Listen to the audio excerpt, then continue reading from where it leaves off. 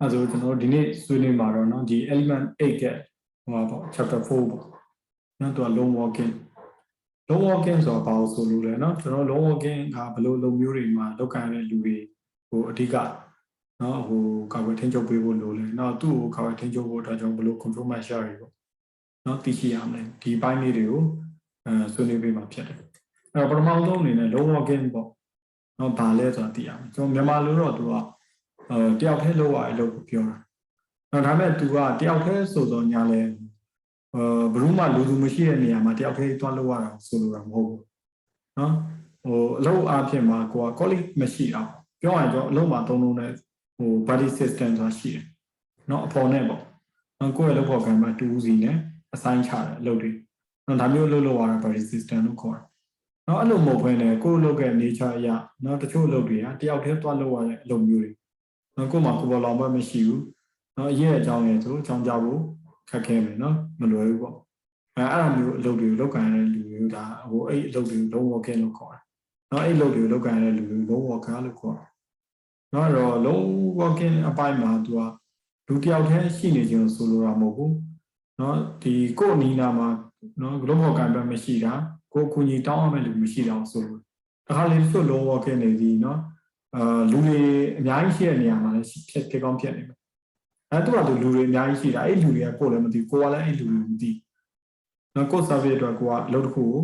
အဲ့နေရာမှာလုပ်ရတာပဲရှိတယ်အဲ့နာမှာလူတွေကတော့ရှိနေတယ်ဒါအရေးအကြောင်းရယ်ဆိုသူတို့လည်းကိုယ်ကိုကူချင်မှကူမှမကူချင်ဘူးပေါ့နော်ဟိုဒါတော့ဟိုနိုင်ငံတွေပေါ်လည်းမူတည်ပါပေါ့ဗျာ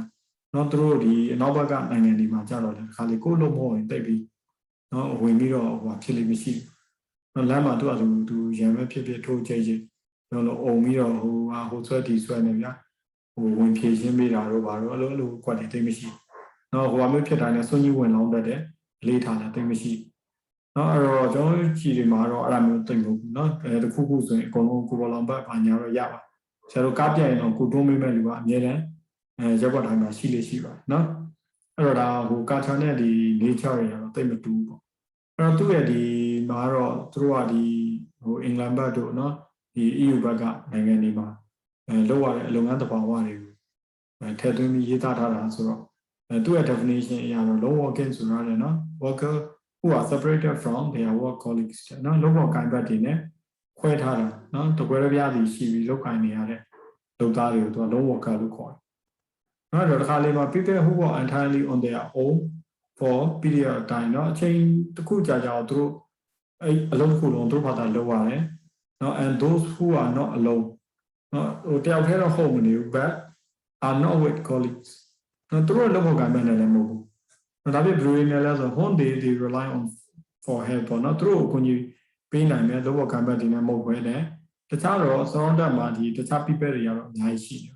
เนาะဒီလိုမျိုးလောက်ခံရတဲ့လူတွေကို long worker လို့ခေါ်တယ်နော်အဲ့တော့ဒီ long worker ဆိုတာလည်းနော် may not in fact be alone နော်တယောက်တည်းရှိနေပြီးတယောက်တည်းလုပ်နေရတဲ့လုပ်သားကိုဆိုလိုတာမဟုတ်ဘူးနော်တခါလေသူက they may be surrounded by the people နော်လူတွေအများကြီးနဲ့ကိုယ်နီနာဝင်ကျင်မှာရှိနိုင်မယ်နော်ဒါပေမဲ့အဲ့ဟာတွေကဘယ်လိုလဲဆို member of public and customer နော်သူကသူဖြတ်သွားဖြတ်လာဒီအပြင်မှာကုလူသွားလာနေတဲ့အများပြည်သူလူထုဖြစ်ရင်ဖြစ်မယ်ဒါမှမဟုတ်ကိုယ့်ရဲ့ client တွေ customer တွေဖြစ်ရင်ဖြစ်မယ်ဒါကိုလို့ပေါ်ခံရတော့မဟုတ်ဘူးနော်မဟုတ်တဲ့အတွက်နော်သူကအကူကြီးလိုရင်သူတို့မှာအကူကြီးတောင်းရတာခက်ခဲအဲ့တော့ many people carry out their work in this way နော်perhaps all time or on a regular or occasional basis အဲ့တော့တချို့လုံ nature တွေမှာကြတော့ဒီလိုမျိုးအချိန်တိုင်းလုပ်ရတာလည်းရှိတယ်တချို့ကတော့ရမြန်ကပုံမှန်အဖြစ်နော် regularly လုပ်ရတာရှိတယ်တချို့ကြောင့် occasionally ပေါ့နော်ဒီဥမာsay representative တွေလို့ဟာမျိုးဆိုရင်နော်သူတို့ဘယ်လိုလုပ်မလဲနော်အများနဲ့ဒီ sales အရောင်းအတွက်သူတို့အပြင်ထွက်ပြီးလုပ်ကိုင်နေရတယ်။နောက်တစ်ခါလေ college ပါခြင်းနဲ့ပါမယ်ပါခြင်းမှလည်းပါမယ်။နော်ဒါမျိုးရှိတယ်။နိုင်ငံခြားမှာတော့ sales engineer တွေကရှိတယ်။ဒီမှာတော့ sales ကပုံမှန် U ပဲပေါ့နော် sales ဝန်ထမ်းတွေဆိုပြီးပဲရောင်းမြစ်တွေဝန်ထမ်းဆိုပြီးပဲခေါ်ကြတာများ။နိုင်ငံခြားမှာတော့တချို့အရောင်းတွေကဟို engineering နဲ့ဆက်ဆက်တဲ့ပစ္စည်းကိရိယာတွေဆိုတော့ engineer တွေကိုခေါ်တယ်။အဲ့တော့ကျွန်တော်အကြောင်းတော့နည်းနည်းပေါ့ဟိုရုပ်ခန့်တန်တောင်ကောင်းကောင်းနဲ့အဲ့လိုအပြောဆိုကောင်းတဲ့လူတွေကအဲ့စိတ်အင်ဂျင်နီယာတွေရှောက်ကြ။ဘာလို့လဲသူတို့လို့သူတတ်တာတတ်တာဆိုရင်တကယ်တတ်တာလားဆိုတော့တတ်တော့မတတ်တော့။နောက်ကသမားနဲ့တော့ appointment တွေကအပြည့်ပဲ schedule တွေအပြည့်နော် တနည်းတနည်းသွားလာရုံးအားတစ်ခါလေကားစိတ်ပေးတာတော့ဘာရှိကားတွေပါပေးတာမျိုးရှိတယ်အဲ့အလုပ်တွေမှာကိုကသူပြောက်ခဲပဲအလုပ်တစ်ခါလေလုပ်ရင်လည်းလို့ရှိတယ်တစ်ခါလေကို assistant ဒါမှမဟုတ်ကိုယ့် other colleague လိုဟာမျိုးပါပြီးတော့ကိုက junior လိုဟာမျိုးဆိုရင်တော့ senior sales engineer လိုဟာမျိုးနဲ့တော့တွဲရတာပေါ့နော်နောက်ပိုင်းတော့လည်းတယောက်တည်းတွေလွတ်ကြနော်ဒါမျိုးအလုပ်တွေဆိုရင်ကိုကအပြင်မှာပြဿနာပါညာတစ်ခုခုဖြစ်တာလို့ဘာလို့ဆိုရင် तू ကနော်ဒါဟိုပြဿနာရှိတာပေါ့ဗျသူတို့ကိုမဲ့ဦးလောင်ဘက်ကမရှိဘူးနော်အဲ့တော့အနေရဖြစ်စေနိုင်တယ်ဒါမျိုး risk ရှိတဲ့အတွက်ဒီလိုမျိုးတွေကို तू ကဒီ safety နဲ့ဆိုင်နေပေါ့နော်ဒီကဏ္ဍတစ်ခုအနေနဲ့ဒီလုပ်တွေကိုကာဝယ်ထိန်းချုပ်ဖို့ထည့်သွင်းတာဖြစ်တယ်နောက်တော့ installation လုပ်တဲ့အလုပ်တွေ repair လုပ်တဲ့အလုပ်တွေ maintenance လုပ်ရတဲ့အလုပ်တွေနောက်တစ်ခါလေ cleaner တွေနောက် night ဒီ security worker ကိုညစောက်ပေါ့ဗျနောက်ကျောင်း site တွေမှာပါနေညစောက်တယောက်တည်းစောင့်တယ်နောက်တစ်ခုလာပြီးသူ့ရိုက်နှက်သွားရင်လည်းသူပဲခံအောင်နော်အဲ့အမျိုးနေထားရှိတယ်နော်အကြောင်းတစ်ခါလေဒီ service engineer တွေနော်သူတို့ဒီဟိုမှာ၄နာရီလောက်ကိုဒီ plant machinery တွေထဲမှာတယောက်တည်းလောက်ကင်ပြီးတော့ troubleshoot လုပ်ရတာဖြစ်ပြင်မဲ့တစ်ခါလေ installation လုပ်ပြရတာဖြစ်နော်ဒါမျိုးတွေလုံးဝကလို့ခေါ်တယ်အဲ့လိုမျိုးပဲဒီကျမကြီးဝန်ထမ်းတချို့နော်မှာတို့ကျမကြီးဝန်ထမ်းတွေကအိမ်မှာသွားပြီး service ပေးရတာရှိတယ်တက်ကြီးရွယ်ဦးတွေနောက်ချို့တက်ကြီးရွယ်တွေကအိမ်လာနိုင်တဲ့အခါမှာဒါနိုင်ငံခြားမှာတော့အဲ့ဟာတော်တော်ရှိတယ်သူတို့ရှိမှဆိုအဲ့ကောင်ကိုစံစာလိုဟာနေနဲ့ထည့်ထားတယ်ကျွန်တော်ကျောင်းသုံးမှာတော့အဲ့လို project တစ်ခုဟိုပေါ့ကျွန်တော်ကူပြီးတော့ thesis ကူရေးပေးခဲ့ရဘူးလေသူတို့ကအဓိကတော့ဟိုပေါ့ elderly care system ပေါ့ elderly care system ဆိုနိုင်ငံမှာသူတို့အသက်တာကြီးမယ်သူတို့လည်းဖြိုးသားမိတွေပါတွေကလည်းသူ့အိမ်တော်နဲ့သူ့အဲ့လိုပါညာသူတယောက်တည်းပဲနေကြတယ်ဗျအိမ်ပေါ်ပါညာလည်းသိမထားကြနော်ဘိုးကြီးဖွားကြီးအသက်ကြီးရင်မှလဲတာလို့ပြူတာလို့နော်ဒါမျိုးတွေဖြစ်နိုင်တော့သူတို့အတွက်ဒီဟိုဟာလေးတွေလောက်ထားဒီစံစာလေးတွေသူတို့ခါမှာတက်တယ်နောက်တက်ပြီးတော့အဲ့ဒီစံစာဒီခုနဘာခေါ်လဲသူတို့ emotion ကို detect လုပ်တော့နောက်ပုံမှန် motion ဆိုရင်တော့ okay เนาะသူတို့မှာပြစ်လဲတာလို့မအောင်ဆိုရင်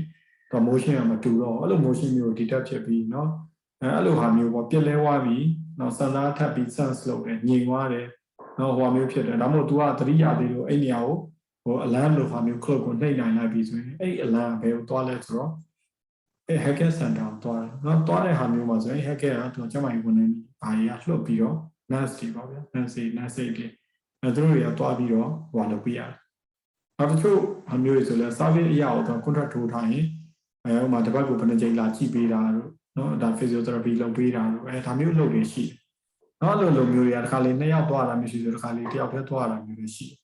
နော်အဲ့လိုဟာမျိုးတွေကို तू ကလုံး worker လို့ခေါ်တယ်နော်အဲ့လိုလုပ်ခိုင်းခြင်း तू ကလုံး working လို့ခေါ်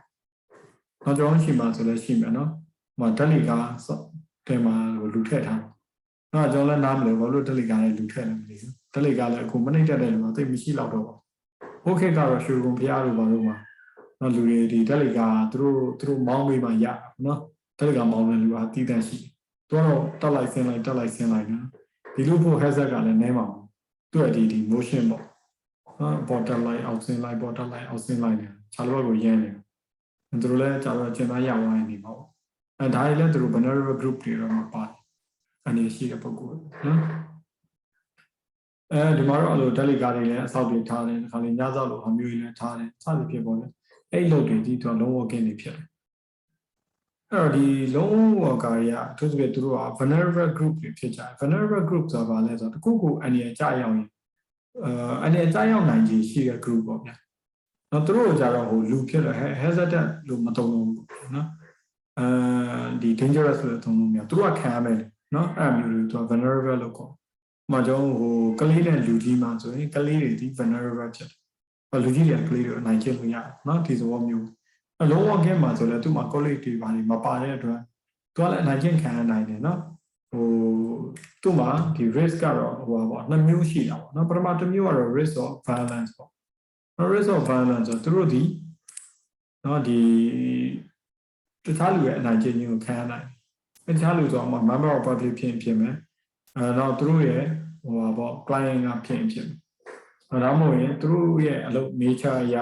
တော့ချို့ကပတ်စံနေပါလေကာယပြုရတဲ့ဟာမျိုးမှာသူတို့ဟို rock လောက်တော့ပေါ့ဗျာသူတို့ရှိပါနော် rock လောက်တဲ့အတွက်ဒါမျိုးဓမြတိုက်တာလို့ပါလို့နော်ဟိုကြောင့်အနိုင်ကျင့်ခံရနိုင်တယ်ဒါမျိုးတွေရှိတယ်နောက်ချို့ဝန်ထမ်းမျိုးတွေဆိုရင်လည်းသူက violent people တွေကိုထိရတယ်ဟိုမှာဆိုအယူဆောင်လို့နော် နောက်ရိုးရိုးထောင်လို့နော်အဲ့တော့ဒီထောင်မှာဆိုရင်အကျဉ်းသားတွေနော်အကျဉ်းသားဆိုလည်းမျိုးမျိုးရှိတာပေါ့ဗျာနောက်တကယ်ကိုစိုးလူရပြီးတော့ကြားတဲ့အရာစိုးသားတွေရကြစိတ်ချမ်းကိုချမ်းနေနေဆို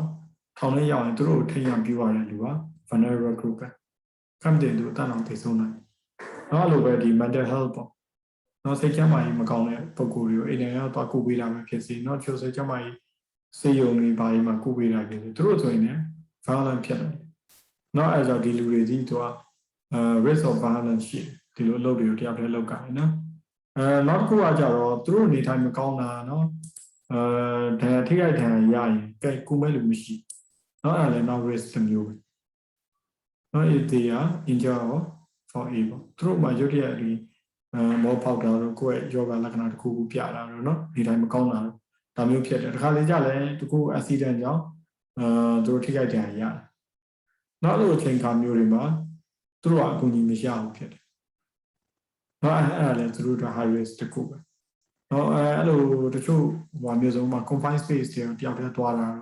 နော်အမြင့်မှာတာဝါမှာတယောက်တည်းတက်ရတာနော်ဒါမျိုးအလုပ်တွေဒီသူကလုံးဝခင်းနေမှာပါတယ်ငါကြောင့်ဒီလိုလုပ်ပြီး body system နေနဲ့တာနိုင်မျိုးတွဲပြီးတော့လောက်ကမျိုးအရေးကြီးတယ်နော်အဲ့တော့လုံးဝခင်း maybe inappropriate or additional precaution may be necessary to protect the individual နော်အဲ့တော့လုံးဝခင်းလောက်ရတဲ့အလုပ်ကိုင်နေမှလည်းမရပါဘူး what nature တွေဒီလုံးဝခင်းသဘောတဘာဝရှိတယ်ဆိုရင်နော်သူတို့တွေကိုကာကွယ်ဖို့အတွက်နော် precaution တွေနော်ဟောလုပ်ပေးရမယ်နော်လုံးဝခင်းကတော့လုံးဝမသိတော့ဘူးနော်ဒါပေမဲ့ job nature ရအောင်လုံးဝခင်းလုပ်ဖို့လိုရင်သူတို့အတွက်လိုအပ်တဲ့ကာကွယ်ထိန်းချုပ်မှုတွေလုပ်ပေးရအဲ့တော့သူတို့နော်ဒီလုံးဝခင်းအတွက် risk assessment factor တွေပေါ့နော်ဒီနေရာပဲ risk factor တွေကိုကျွန်တော်လေ့လာကြည့်အောင်နော်အဲ့ဒီလုံးဝခင်းမှာဘယ်လို hazard တွေရှိတယ်ပေါ့နော် the hazard that lone worker may encounter when we say at those they are colleagues working together နော်အဲ့တော့အလုပ်နေချသဘောတဘာဝရတော့ဥမာတာဝါတက်တဲ့လူဆိုတယောက်တည်းပဲတက်တယ်နှစ်ယောက်အုပ်စုဖွဲ့ပြီးတက်တယ်နော်ပြုတ်ကြနိုင်ကြီးကတော့ပြုတ်ကြနိုင်ကြီးပဲ hazard ကသဘောတဘာဝတူတူပဲနော် hazard မှာဘာအကြောင်းလည်းမရှိဘူးဒါပေမဲ့ lower gain လောက်ရတဲ့လူတို့ risk ကတော့ higher ဖြစ်တယ်ဘာကြောင့်လဲဆိုရင် hazard တွေကသူ့ပေါ်မှာကြာရောက်တဲ့အချိန်မှာသူ့မှာအကူအညီမရှိဘူး lack of assistance နော်နောက်ကlike immediate assistance if things goes wrong အခုမှားသွားပြီဆိုရင်တော့သူတို့ချက်ချင်းအကူအညီပေးဖို့တူမရှိဘူး communicate with colleague management is more difficult နောက်တစ်ခါလေသူတို့လောကံဘက်တွေကိုဆက်သွယ်ဖို့နော် management ကိုလမ်းပြီးအကြောင်းကြားဖို့ဟာခက်ခဲအဲ့လိုအနေအထားမျိုးတွေရှိရဆိုရင်တော့နော်သူတို့ရဲ့အလုပ်ကံဒီနော်ပုံမှန်အလုပ်ကံနဲ့တခြားလူတွေအလုပ်ကံနဲ့အလုပ်ကံမျိုးဖြစ်တော့ညာလဲဒီလို factor တွေရှိခြင်းကြောင့်ပုံပြီးအနေများစီတယ်နော်အဲ့ကြောင့် long working must be carefully reassessed နော်တူမှာ long working မှာ priorities ကိုတေချာ assess လုပ်ရမယ်နောက်သူ့ရဲ့ factor တွေကိုတေချာထည့်သွင်းစဉ်းစားရမယ်နော်သူ့ရဲ့ factor တွေပါရှိတယ်ဒါတွေကိုထည့်သွင်းစဉ်းစားရမယ်အဲ့တော့အဲ့ပိုင်းကိုစဉ်းစားတဲ့အခါမှာ handling and use of equipment that one person could have difficulty handling or using alone နောက်တစ်ချို့ဆိုပါစို့အလုပ်ကိုင်နေမှာတယောက်တည်းလဲစေလို့သေးတယ်သူ့မှာသုံးရတဲ့ပစ္စည်းကိရိယာတစ်စားပလာနေသည်သူတယောက်တည်းအနေနဲ့ handle လုပ်ဖို့ခဲရင်နော်ဒါမျိုးလုပ်တယ်ပေါ့ဥပမာကျလေကားတွေကင်သွားတာမျိုးနော်စေ handling နဲ့ဒီလေကားကိုလည်းတင်မဖို့ဆိုနောက်တယောက်အကူအညီလိုတာမျိုးတွေရှိနေတယ်နော်အဲ့လိုဟာမျိုးမှာသူတယောက်တည်းလုပ်ရကိုင်ရင်ဆိုသူ့ဘက်ကအနေနဲ့များတယ် pressure လည်းပူရနော်နောက်က say assign equal to the workplace နော်ဒီ workplace ဒီမှာနော်ဟိုပေါ့ secret လုပ်ထားတယ်ဟိုမျိုးပေါ့ပိတ်မိသွားနိုင်တယ်သူတယောက်တည်းပဲလုပ်နေတယ်အဲ့တော့အလုပ်ငန်းဝင်ထွက်ရတဲ့အလုပ်မျိုးတွေနောက်တော့နောက်လူတယောက်လည်းသူအထက်မှာလုပ်နေမှလည်းဘယ်သူမှမသိနောက်ဒါမျိုးအနေထားကြောင့်ဟိုသူ့ပိတ်မိသွားတာတွေပါလေလော့ချမိသွားတာတွေဒါမျိုးတွေဖြစ်နိုင်ချမိသွားခဲ့ရင်လည်းသူကဘယ်လိုကြောင့်ကြာမှမသိနော်ဆိုပါတော့သူက live ကိုပြန်live ဘက်ထဲမှာဝင်ပြင်းနေဆိုပါတော့နော်ဒါမျိုးဝင်ပြင်းသူတယောက်တည်းသွားပြင်းတဲ့ဟာမျိုးမှာဆိုသူပြင်းလို့ပြင်းနေမှလည်းဘယ်သူမှမသိဘူးဆိုလောကတော့ဘာညာတေချာမလုပ်ထားတာမျိုးပဲဖြစ်စီတခါလေးဒီ close up ဖြစ်သွားတာမျိုးပဲဖြစ်စီเนาะဒီလိုအနေထားမျိုးတွေကြောင့်သူအထက်မှာပိတ်မိသွားတာတွေရှိတတ်တယ်။နောက်ကျွန်တော်တို့လုပ်မှလည်းတစ်ခါဖြစ်ဘူးလေ။ဒီ pressure testing banker ကြီးတွေပေါ့။နောက်ကျွန်တော် pressure testing ကတော်တော် high pressure တွေ test လုပ်တာဆိုbanker ကြီးကတော်တော်ထူတယ် banker တကားကြီးတွေဆိုတော့အလေးကြီး那个偏见咯，哎，第二个，叫龙王给侬冇报 shop 的嘛，那 shop 的嘛，如果读完呢，老个，这个人就啥吧，就啥比较老干的，叫个，他路北站多了钱，叫 shop 的嘛，也低价了，那现在北就现在北多价，那龙冇变了，都在那价比多了，我是的吧呢，到那边了，一千元少，那现在北就过来200个老片，路光我们老多，北站少，那现在拖比说呢。သွားမယ်။နောက်ဒါမျိုးအလုပ်နေထားကြီးလုပ်ကြတာ။အဲ့တော့သူတငယ်ချင်းတွေက break time သွားလိုက်တဲ့အချိန်မှာသူကမသိလိုက်။အဲကျွန်တော်ဟိုဟာတွေကဒီဘန်ကာဒေါတွေကနောက်ပိုင်းကတော့မငတ်တဲ့ဟို energizer နဲ့ပါအဲ့ကောင်တွေဆိုတော့သူဘယ်လိုဖြတ်သွားလဲမသိဘူး။အဲမှာရှိတဲ့အချိန်သူပိတ်မိသွား။သူကမမအဲ့အဲမှာ troubleshoot တစ်ခုသွားလုပ်နေနေတကယ်တော့သူ့ဘာတွေလဲ share တာဟော break time သွားတော့မှမလို့ဒီဘန်ကာဒေါတွေအကုန်လုံး lock ခတ်သွား။အဲ့တော့အဲမှာပိတ်မိနေနော်အဲ့တော့ဒါ break time တော့15မိနစ်လောက်ပဲဆိုတော့သူကပြန်လာတော့မှဒါဖြစ်ချင်တဲ့ break time ကျွန်တော်မနက်ခင်း morning tea break တော့ afternoon tea break လို့မဟုတ်ဘူး evening tea break ဖြစ်နော် evening tea break ဆိုတာကျွန်တော် night shift ဝင်ပြီးတော့သွားတဲ့ break မျိုးပေါ့ဗျာ night shift သူက4နာရီလာဝင်တယ်ဆိုရင်ကျွန်တော်တို့ဒီ6နာရီ9နာရီလောက်သွားတဲ့ break မျိုးနော်အဲ့လိုအချိန်ကြတော့ဟိုကလည်းပုံမှန်ညစာရေးကအစားပြူဆိုတော့နည်းနည်းကြာသွားတော့ကြာခိုက်ပြီးတော့သူကအထက်မှာပိတ်ပြီးကျွန်တော်ခေါ်လို့လည်းမရတိကျတော့သူ့ဖုန်းကလည်းအပြင်မှာဆိုလားမသိဘူးသူကကျန်ခဲ့တာဒီအပြင်မှာခြာကျင်တွင်းထားတာမျိုးဖြစ်နော်အဲ့ဒါမျိုးဆိုတော့သူတို့ဒုက္ခရောက်သွားတာပေါ့နော်အဲ့ဒါမျိုးပေါ့အဲ့ချိန်မှာသူဒီစိတ်လှုပ်ရှားမှုဖြစ်မယ်နော်ဟို trauma ဖြစ်စေတာပေါ့ဗျာနော်ဒါအထက်မှာအနေရရှိတဲ့ဘာညာပစ္စည်းဘာညာမရှိလို့လေနော်နောက်တစ်ခုခုဆန်းနေရဘာညာနဲ့တခြားတယောက်ကတန်းလုံးလုပ်လိုက်တာမျိုးဆိုသူ့အတွက်ကပိုအနေရများစေနော်အဲ့ဒါကြောင့်လုံးဝကင်းတော့တစ်ခါလေသူများနဲ့လုံနေကြိုင်နေနေတယ်လေအဲ့လိုပုံစံမျိုးပေါ့ဒါသူ့အလုပ်နေချရလုံးဝကင်းပေါ့အဲ့လိုနေထားမှာနော်ပိတ်မိတာတို့ဘာလို့ဖြစ်သွားတဲ့အဲ့တော့လုံးဝကင်းဖို့ဆိုပြောမနေနဲ့ပေါ့နော်ကိုကအဲ့ချိန်ဘရုကူကြီးတောင်းလို့တောင်းမှလည်းမသိအခုအများနဲ့လုပ်တဲ့အချိန်မှာမှကို college ကြီးပေါ့နော်ပြန်လာမယ်ဆိုတော့ကိုချိန်ကြီးတည်တယ် break time ပြီးရင်တော့သူတို့ပြန်လာကြမှာလည်းဆိုတော့တည်တဲ့အတွက်ကြောင့်သူကပြဿနာဟိုပေါ့စေးရေးထားလို့ရတယ်ပေါ့ဗျာနော်ဟိုသူအေးစေးဒီလူတွေပြန်လာရင်တော့ကဲမှာပဲဆိုလဲအသိရှိပြီးလုံးဝကင်းလောက်ရပြီဆိုအဲ့ဟာဘယ်လိုလုပ်နော်သူ့ဘယ်လိုကဲမှာမှလည်းမသိဘရုကူကြီးတောင်းမှလည်းမသိနော်ဒါမျိုးအခြေအနေတွေရှိနိုင်တယ်နောက်က use of machinery that one person cannot operate safely အဲဆို machinery တွေမှာဗျာနော်သူကတယောက်တည်းဒီ machine ကို operate လုပ်ဖို့ခက်ခဲတဲ့ဟာမျိုးတွေပေါ့နော်တချို့မှာဆိုပါလို့ကားကြီးတွေမောင်းသွားနော်တကယ်ဟိုချက်တဲ့နေရာမျိုးတွေမှာတွားပြီးမောင်းသွားအချိုးဖို့ပွေ့ဖို့အခက်အခဲတွေရှိတယ်သူ့မှာ baseline မှာပါနော်ကျန်တဲ့ဒီနောက်ကအချက်ပြပေးမယ်လို့ပေါ့ပါဒါတော့တို့နိုင်ငံမှာပြဿနာတော့ကြီးရနော်ကျွန်တော်နိုင်ငံမှာတော့သိမကြည့်ဘူးကျွန်တော်ကားတစ်ခါလေးတက်နေတော့မှဟာအကိုကြီးစိုးစိုးဘာညာနဲ့လုံးဝဟိုပေါ့ကုညီမဲ့လူကအများတက်ရှိတယ်ကျွန်တော်ရှိမှလည်းပြောရင်ဟိုအားတဲ့လူနည်းနည်းပေါ်တော့လမ်းမှာလိုပဲအားပြုနေတဲ့သူကြတော့အဲ့လိုကားရွာအခက်အခဲဖြစ်တယ်ပါလေဆိုရင်ဟိုပြက်ရင်လည်းတွန်းပြီးတယ်နော်ကိုလိုပြူလို့ဟိုဖြစ်လဲအနောက်ကိုတေချာကြည့်ပြီးတယ်ဒါပေမဲ့အဲ့ဒါတို့နိုင်ငံတွေမှာကြာပြဿနာကြီးနော်တချို့နေရာတွေဆိုရင်လူသူလက်သိမရှိတဲ့နေရာမျိုးမှာကားချိုးကကိုရတော့မယ်ဆိုတော့နောက်လည်းကြီးမြောက်သွားဆိုတော့တော်တော်အမျိုးလုပ်တွေကခက်ခဲတယ်နော်အဲ့လုံးဝကင်းပြဿနာတွေနောက်ကဒီ hazardous chemical လိုဟာမျိုးတွေကန်ကြသုံးဆွဲရတဲ့အခါမျိုးတွေနော်အဲ့လိုဟာမျိုးတွေမှာ acid တို့ alkali တို့နော်ဒါရင်းနဲ့သူကန်ကြရတဲ့အခါမှာမှောက်ကြတာတို့ဖိတ်ကြတာတို့စင်တာတို့နော်ဒါမျိုးဖြစ်ပြီးတော့မျက်စိတွေပိုင်းလည်းဝင်သွားပြီဆိုပါတော့နော်ဒီလိုဟာမျိုးမှာသူဘယ်လိုသူတယောက်တည်းလောက်ကင်နေရတယ်သူဘယ်လိုလုပ်နော်ဘယ်တော့မှသွားပြီးစေးမယ်ပြုမယ်နှစ်ယောက်ဆိုရင်တော့နော်ရေစံမှုပိုင်းရေစံမှုနဲ့သူမျက်စိပိုင်းနော်စေးပေးလို့ရမယ်ပြုမယ်နော်ဒါမျိုးရှိတယ်နောက်က risk of violence or aggression နော် aggression ကကြတော့သူဟိုပေါ့နော်ကျန်ကျန်နဲ့နော်နိုင်ကျင်တာနိုင်တဲ့ဒါမျိုးတွေခံရတယ်ဒါတော့တစ်ခါလေး home visit တွေပါတွားတဲ့ဟာမျိုးနော်အိမ်မှာအင်ဂျင်နေနဲ့ရံဖြစ်တာလို့ပြုတာတော့ပေါ့နော်ဒါမျိုးဖြစ်တာပေါ့နောက်တစ်ခါကျွန်တော်အိမ်မှာတော့ဖြစ်သွားဘူးအဲ့တယောက်ကလိုပဲပါလို့မသိသူကိုရီးယားပဲဟိုဘန်တွေကအဲ့တော့ဗျာ credit card တွေပြီးတော့စင်ကုန်မှာအဲ့ဒါအိမ်တွေကိုလိုက်ပို့ပြီးတော့ဟိုသူတို့ဘန်တော့တိုင်းမပို့သူကကိုရီးယားလာတာကိုရီးယားဆိုလို့ကျွန်တော်ရှာစာပို့တဲ့လူလို့ကိုရိုင်း express တို့ဘာလို့အဲ့လူကလည်းသူကဟိုပုံမှန်သူနဲ့ချိန်လာတာအချိန်တစ်ခုရှိတယ်ပေါ့ဟိုဘက်မှာဘယ်လိုဖြစ်လို့လဲမျိုးစောစောလာမယ်သူပြောတယ်ပြောတော့အဲ့ဒါကသူခေါ်တော့ကတော့ကိုမကြားလိုက်ဘူးဒါပေမဲ့ကိုကတော့ပုံမှန်တိုင်းပဲပုံမှန်သူနဲ့ချိန်လာရင်၈ခွဲလောက်တင်တယ်အဲ့မှာပုံမှန်တိုင်းပဲစောက်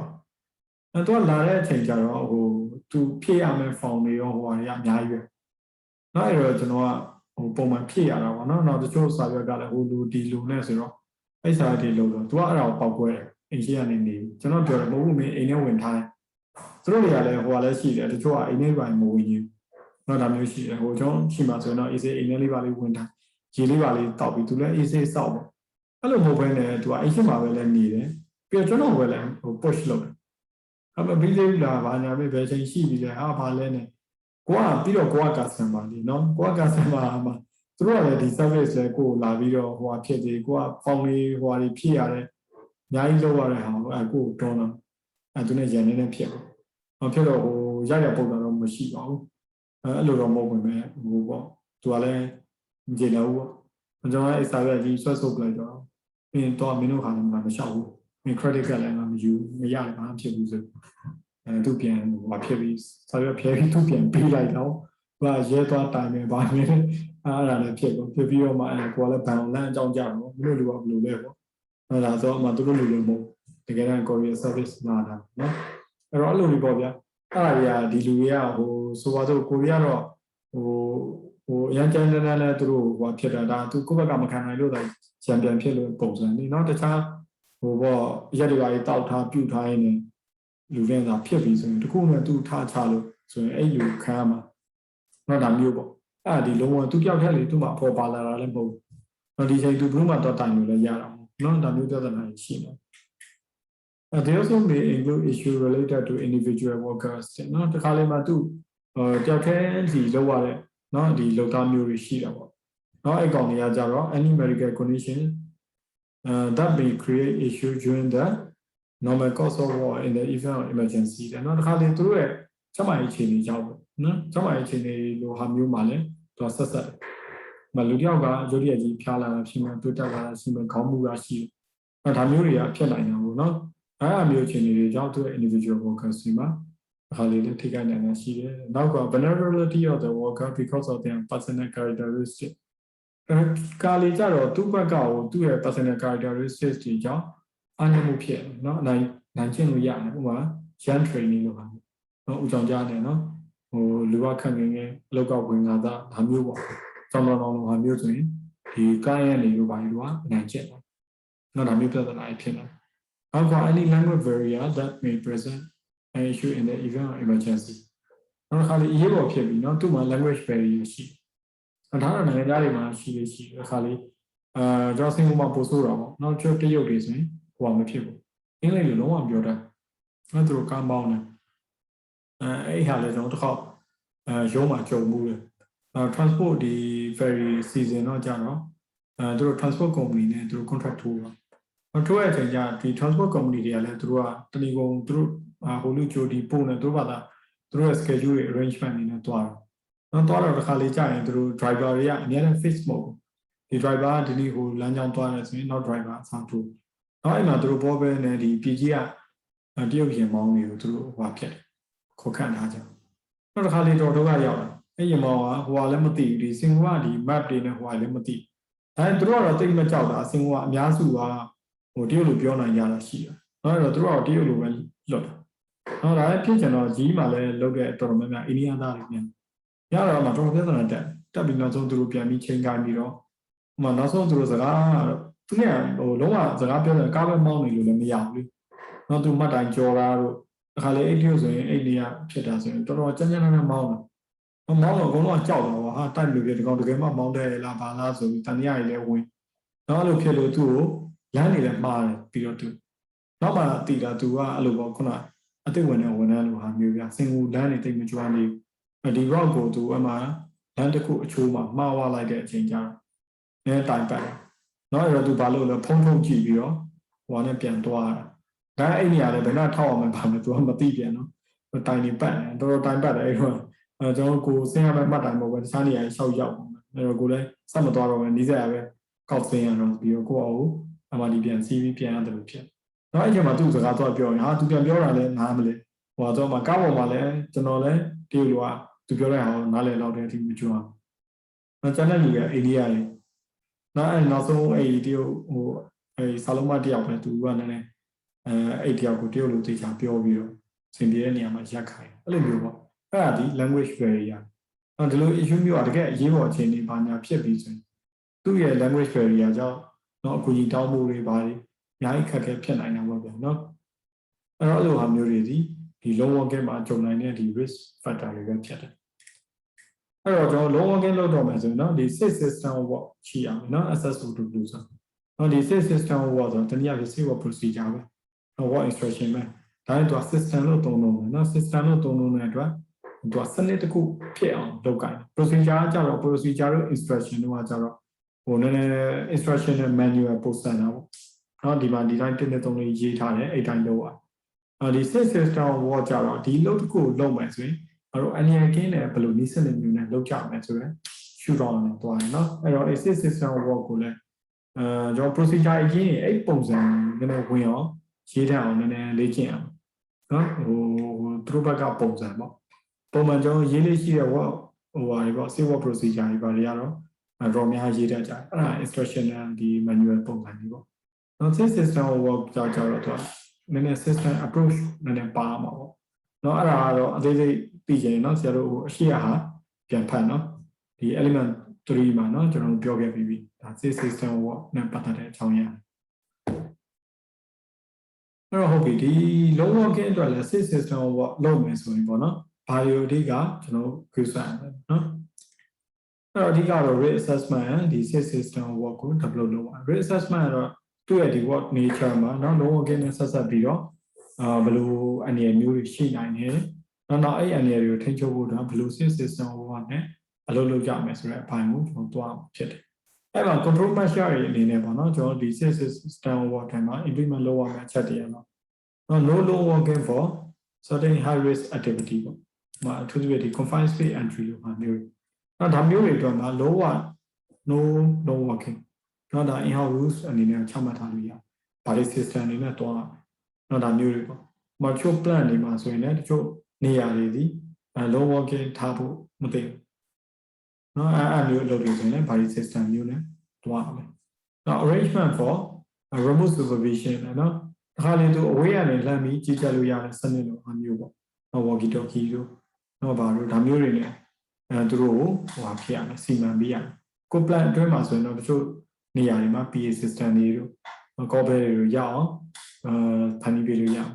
တော့ဒါမှမဟုတ်အပြင်လိုဟာမျိုး outside world ဆိုရင်တော့သူ့ကိုဒီ communication device တစ်ခုခုနဲ့နော်ဒါမျိုးတွေနဲ့ဒီ remote supervision ရအောင်စီစဉ်ပေးရအောင်နောက်က procedure for login worker location one low working နော်အဲ့တော့တခါလေတချို့ဟို low working နေနော် what nature ရမရှိမနေလောက်ရမယ်ဆိုရင်ဒီလောက်သားတွေနော်ဘယ်နားတွေမှာနော်ဟိုလောက်ကင်နေကြတယ်ဆိုရင်ဟောလော့နော်မှာကျွန်တော်ထုတ်တဲ့တာဝါဆင်တဲ့အလုပ်တွေပါဆိုတာဝါတွေအများကြီးอยู่နော်ဒီနယ်တစ်ခုထဲမှာတာဝါ3-4နေရာလောက်ရှိဘယ်ဖွဲ့ကဘယ်လူတွေကဘယ်နားမှာရှိဘယ်ဖွဲ့ကဘယ်နားမှာရှိတယ်ဆိုတဲ့ဟာအများနဲ့ key update လုပ်ပြီးတော့သူတို့ ਨੇ ဆက်သွယ်နေရမှာနော်use of their mobile phone or radio to ensure good communication နော်အဲ့တော့သူတို့ mobile phone တွေနဲ့ဖြစ်စေ radio signal နဲ့ဖြစ်စေသူတို့ကို communicate လုပ်အောင်သူလုံး worker alarm system tourist alarm pinpoint the worker နော်အဲ့ကောင်တော့ alarm system တော့ကျွန်တော် factory လိုဟာမျိုးတွေထဲမှာဆိုရင်တော့ဖြစ်မယ်နော်ချို confined space တွေပဲဖြစ်စေဒီ generator room တွေတို့ဘာတွေတို့ပေါ့နော်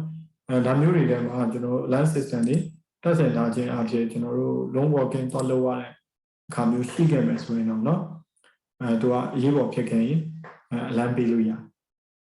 အောင် procedure to be adopt by worker 1 low working ပေါ့တော့ဒီ low working လုပ်တဲ့အခါမှာเนาะဒီလုပ်သားတယောက်အနေနဲ့သူကဘယ် procedure အသုံးပြုပြီးလုပ်ရမယ်ဆိုတာသူမှရှင်းရှင်းလင်းလင်းရှိအောင်နော် low working ဥပမာသူက troubleshooting သွားလုပ်မယ်ဆိုရင်လည်းเนาะဒီ troubleshooting နဲ့ပတ်သက်တဲ့သူက procedure ပေါ့ဒါရှိအောင်နော် set installation သွားလုပ်မှာဆိုဒီ installation နဲ့ပတ်သက်တဲ့ procedure တိကျကျရှိအောင်ကိုရောက်မှာအဲ့ဒါကိုနော်သူက set up ရမယ်လုပ်ရမယ်အလုပ်မျိုးတွေမဖြစ်သင့်နော်အဲ့လိုမျိုးလုပ်ရမယ်အလုပ်မျိုးတွေဆိုရင်လည်းတယောက်တည်းမစေလို့အောင်လည်း2ယောက်လောက်ဟာမျိုးတိုင်မြင်လို့ရတယ်ဆွေးနွေးလို့ရတယ်ဒါမျိုးတော့နော်ဟိုတော်များလုံးဝကင်းမှာမဖြစ်မနေလို့နော်လုံးဝကင်းအနေနဲ့တွားရောက်လုပ်ခံရမယ်အလုပ်တွေဆိုရင်နော်တိကျတဲ့ procedure ရှိရအောင်နံပါတ်1ဘာလို့နံပါတ်2ဘာလို့ဆိုတဲ့အားမျိုးနော်ရှင်းရှင်းလင်းလင်းရှိရအောင်နောက်သူ့အတွက် emergency procedure တွေလည်းရှိအောင် Now training for worker in this procedure. A procedure you those were local down to training in PR. Not technical biometrics, safety biometrics, emergency biometrics, through a long working but the arrangement you were physics. So that is the training information in PR. Now to get the watch at the control machinery. These are key principles, no training, supervision, monitoring, don't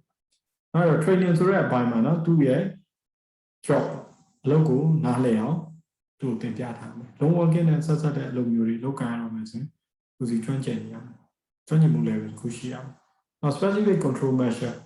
နောက်ဒီပုံမှာပါတဲ့ control measure တွေပေါ့နောက်ဒီ control measure တွေကဒီသူ့ရဲ့လုံးဝကင်း job nature နဲ့ပတ်သက်ပြီးတော့ကျွန်တော်ဘယ်လိုထိန်းချုပ်မလဲဆိုရင် control measure ရှိရမယ်ဒါလည်းအလုပ်ပုံမှုတည်တယ်နော်Now, additional precaution and restriction that may be applied, emergency procedure. No, you got generator procedure. No, show how a restriction about tummy chatty, 3-page chatty. And that is let allow me through Propia time. Not I gonna training my palm. Not a low again lower mother through, they are training and training them through control measure through low jump procedure. They say, no, through a loneliness precaution and restriction, emergency, but the procedure. That you through Tempia. Another supervision. Now, supervision, the appropriate level of supervision must be provided. But the lower can load the Louis, no, supervision of PR. No, my side don't move out here, Conal Tower Mountain, supervisor, the site like band in a new. Now, I'm going to show one supervisor, Yomabe, no money the lower my hand using through opponent pity, real signal pity, land me not the remedy at Tonjara, no, the new Now, by accompanying worker early in their work experience, not through a the treasure me life, not through Lotario, or like Beijing at you, not Tamuri, lower. Not the Matty partners, any Ima, or supervision about Plavio Chichapia, and Minobalula Bakagashi, and you. The higher the rate associated with the work, the greater the need for supervision. Not a risk merely, the lower risk merely to supervision. Now, the lower level of competence of the worker, the greater need for the supervision. However, risk behind the supervision low time, transient may supervision low. That's what low when that low down, not the majority of low down, highly young workers, highly training staff, Charlie internship. Now, have you access a local through supervision for low PM upset? Supervision is monitoring and no monitoring system here must be in operation. However, the monitoring system are by problems or not the routine communication.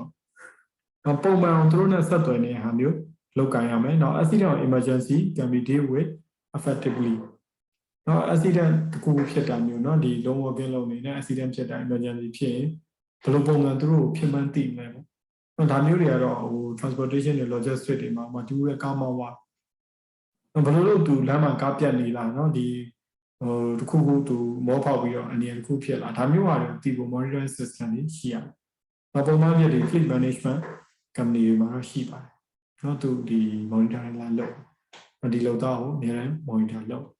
Not a Mushima, simply Moe, and through Praga to Kugu Pian reason, and the Kuyabu Kane and through Aliena Shiva, no. And that would be the routine supervision over sign, Poma supervision, Tashi Amen. And I'll be all the mobile phone, the other low again technology. No technology, let me Shiva, no? I'm Poma, the Wapia, my GPS to Pomi, not Luluya, Hamu, she, land, Piluya, she. Not a new river, not the Hamu signal, technology, don't be with you watching it from a pity, through Kagaku PM PC. John Bonita Lowa Papa. A low again and Pata HSE should give no, they did the tower.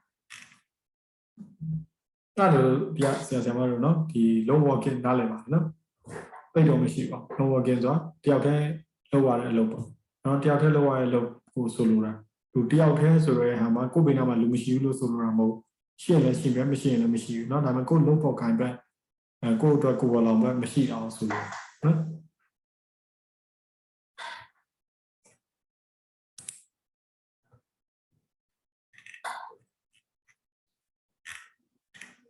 အဲ့ဆိုရင်ကျွန်တော်8.5ပေါ့နော် slip and trip ကိုနည်းနည်းသွားလိုက်နော် slip and trip ကတော့ချော်လဲတယ်ပေါ့ close တိုက်တယ်ပေါ့နော်